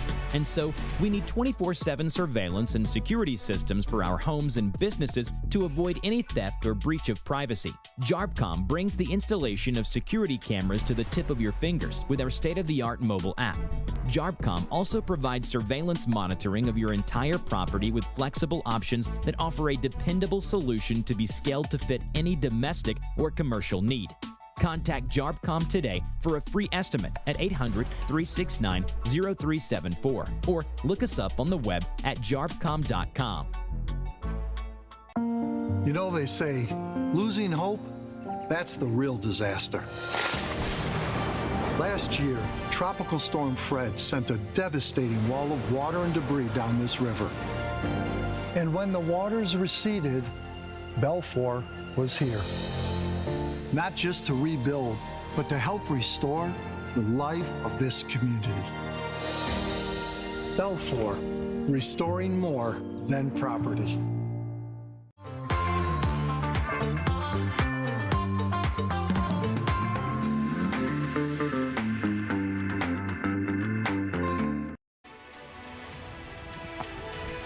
The bright lights are out, bottom of the 9th inning, and a 4-3 lead for the Unicorns as Jace Ballman is on for the save. Chase Rodriguez, Ranko Stefanovic, and Vasily Kalutis try to do something about it. Their last chance here. 3 outs to go. So they also keep in mind you got Christian Ortega that you could use. Ortega on the bench as well in a pinch hit spot if you need him. 1-0 to Chase is at the knees. So we mentioned a few times today our final ball game of this weekend between the Hoppers and the Unicorns. Unicorns going to be the home team in that one. Rodriguez flicks this foul, 1-2 the count. Alex Johnson, Tom Cavanaugh on the call with you for that. And for the entire postseason through the 5th, 6th, and 7th. I won't be back until late August. Here's the 1-2 to Chase Rodriguez. Swing and a miss. Chase Bauman gasses up 88 at the top of the zone and gets Rodriguez to chase upstairs. Went elevated. Rodriguez took a bite. Got nothing to show for it. I love that pitch starting about shoulder high with a little bit of rise, and you get Rodriguez to chase after it because it looks so good. It looks like such an appetizing pitch to go after and just could not get the barrel there in time. Here's Ronco. 2 RBIs. He's 0 for 2 with a sac fly. Grounded it, had an RBI ground out in the 2nd, sac fly to left in the 4th, and then struck out swinging in the 6th.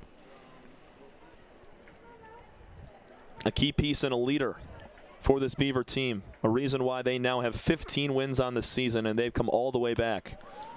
Swing and a miss. Nasty pitch from Bauman. Need to get yourself on base right now.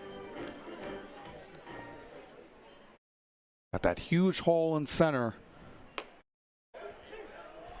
Make it strike 2. Bauman trying to erase these next 2 outs and put an end cap to win number 21 on the year for Utica. Unicorns would become 1 game back of first place if they're able to hang on here. And a win tomorrow would get them a half game back of first. 1-2 pitch is inside. Jackknifing out of the way was Stefanovic. 2-2.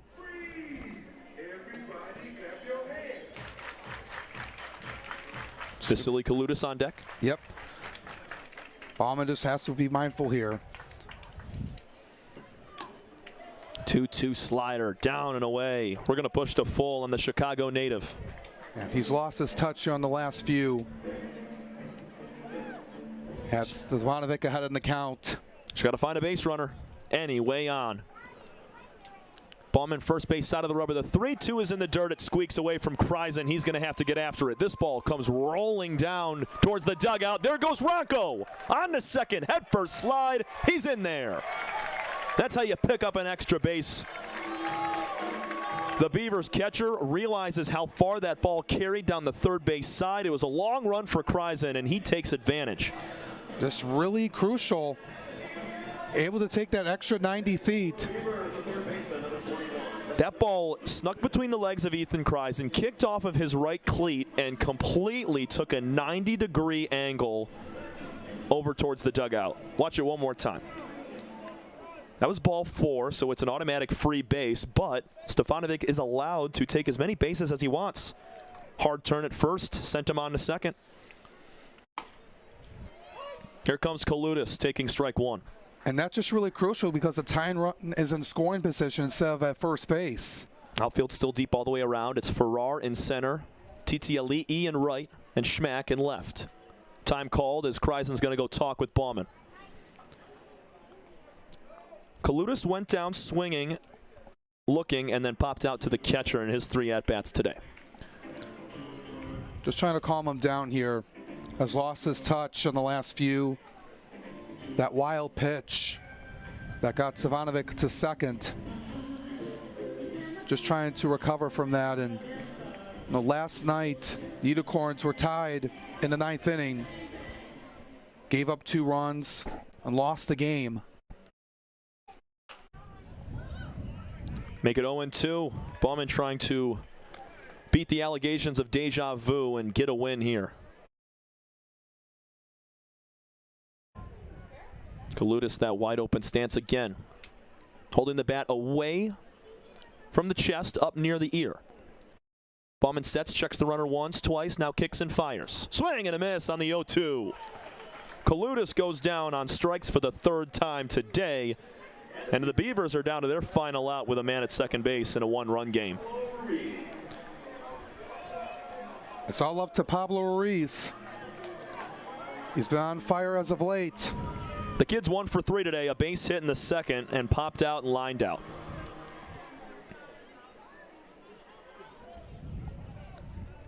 Utica trying to become one game back of first place once again after losing to Westside yesterday. Ruiz sends one to center. Back goes Farrar. It's over his head. Scoring is Stefanovic in the second. Pablo Ruiz delivers. We're tied. What a swing right back up the box, and Farrar had no chance. Number 9's jacked up down there at second base.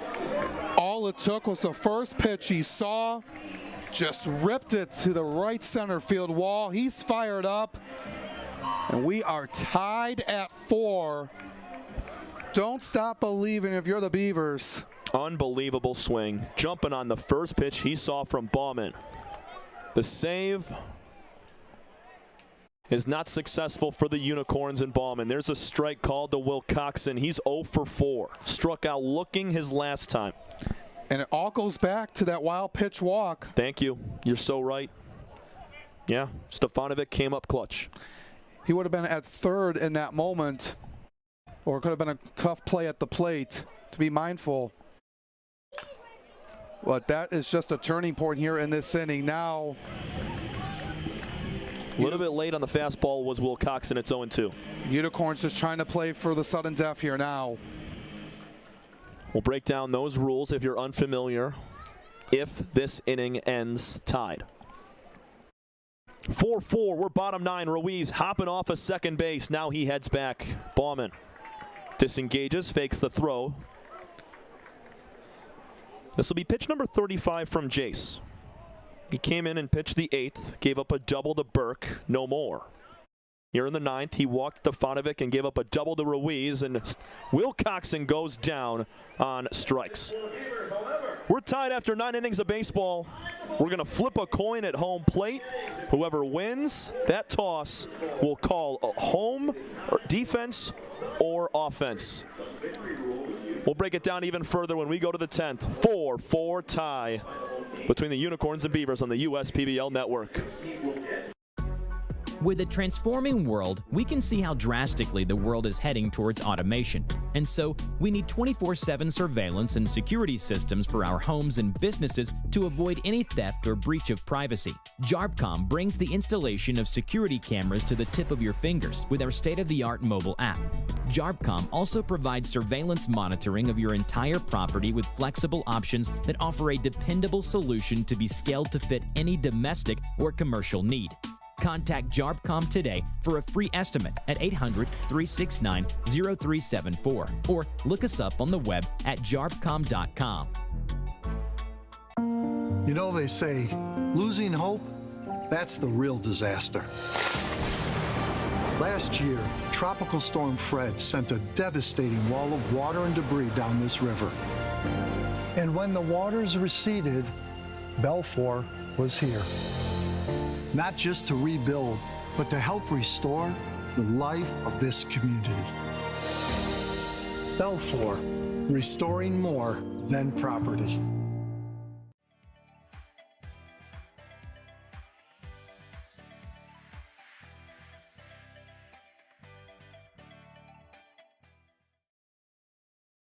We're in extra innings, just one half of extra baseball. It's the top of the 10th inning, and the Unicorns won the toss, and they elect to hit. So the Beavers hit the field, Jacob Pennington on the mound, and if Utica scores, they win the ball game. If they don't, Beavers get a W. Yeah, we'll see what they're going to do here. So now the Unicorns will get a runner on first base. That was the last guy out in the last inning, so that was going to be Cody Hanna at first base.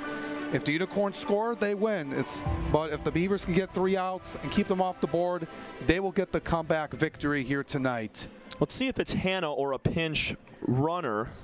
There are 2 other names on the, there's only one other name on the bench. It's Ryan Enos, and he has grabbed a helmet, and he is jogging on the right side near the dugout.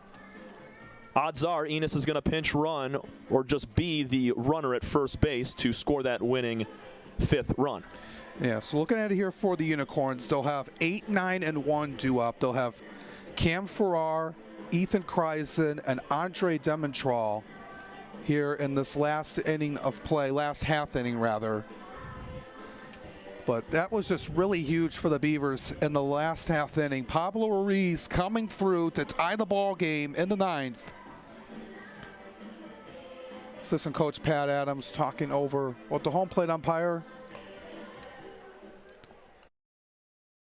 I mean, he hit that on a frozen rope to center field, did Pablo Ruiz. And Farrar, who's going to lead us off, immediately turned his shoulders and ran. He just had no shot.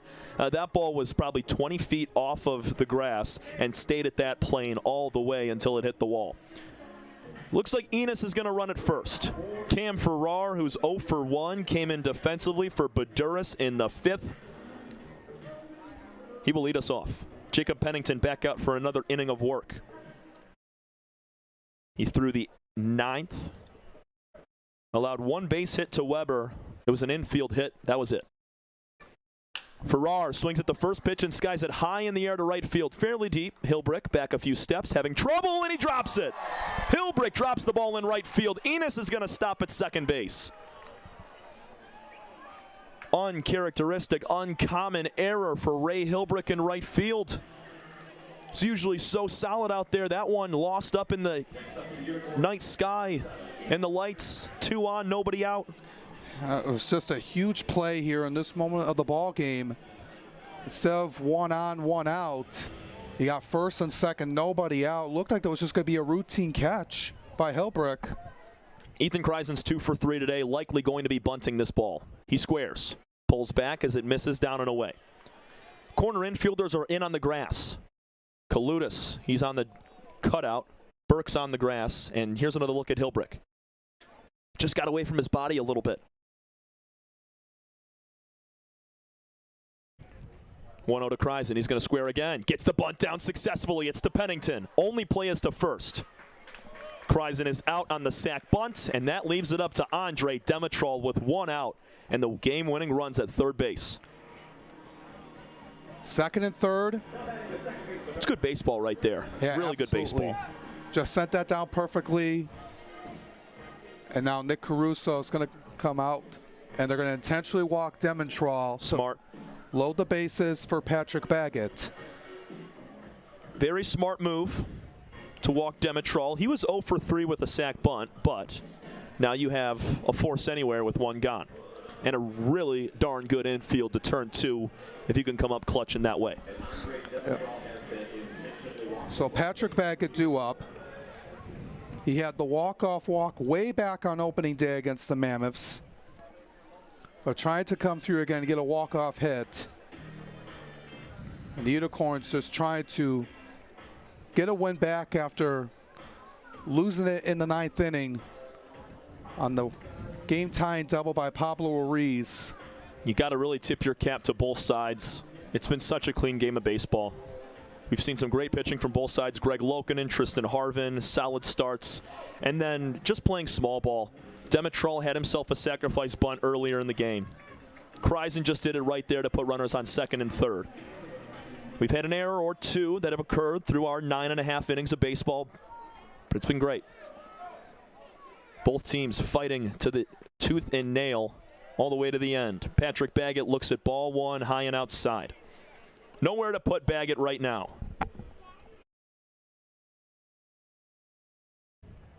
He's 1 for 4 today. That 1 hit coming from the right side when he faced Lokinen. 2-0. Pressure starting to mount. And tough here for Pennington. Inning started with a Cam Farrar fly ball that glanced off the glove of Hilbrick. Kreisen with a sac bunt. Demontrol was then intentionally walked. There's a swing and miss.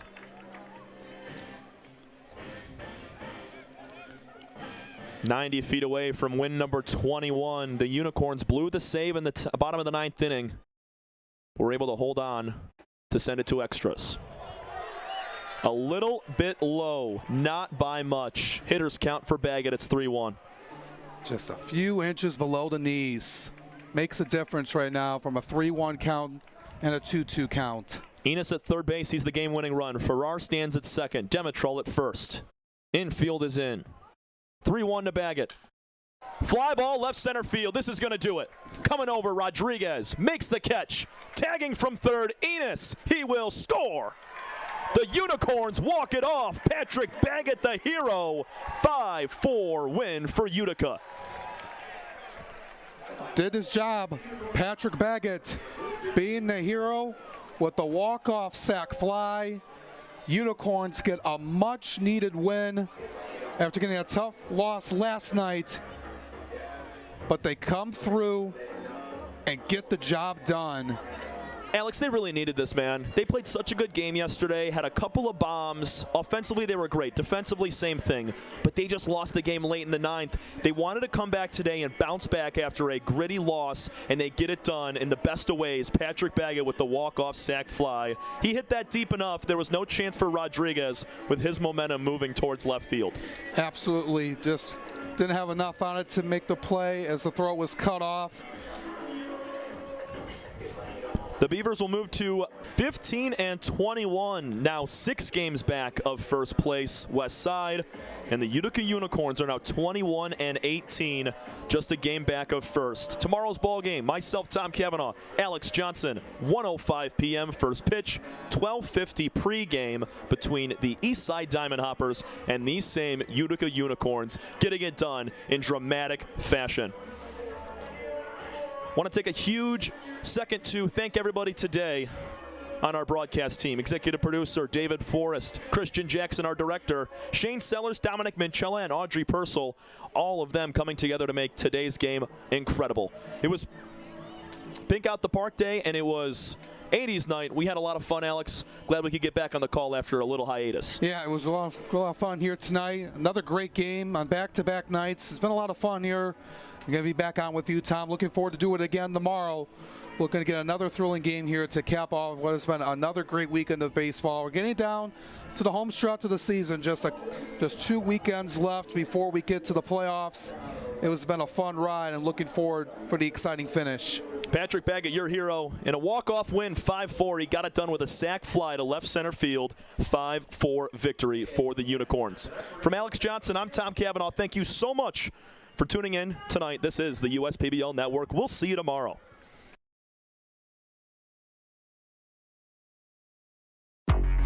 If I hit a home run, then you know what's going out of the park. Yeah, bases loaded, we ain't letting up. Scoring back to back, you can count it up. United we stand together, divided we fall. Ain't no turning back, we done came too far to turn around and have a seat now. We don't compare.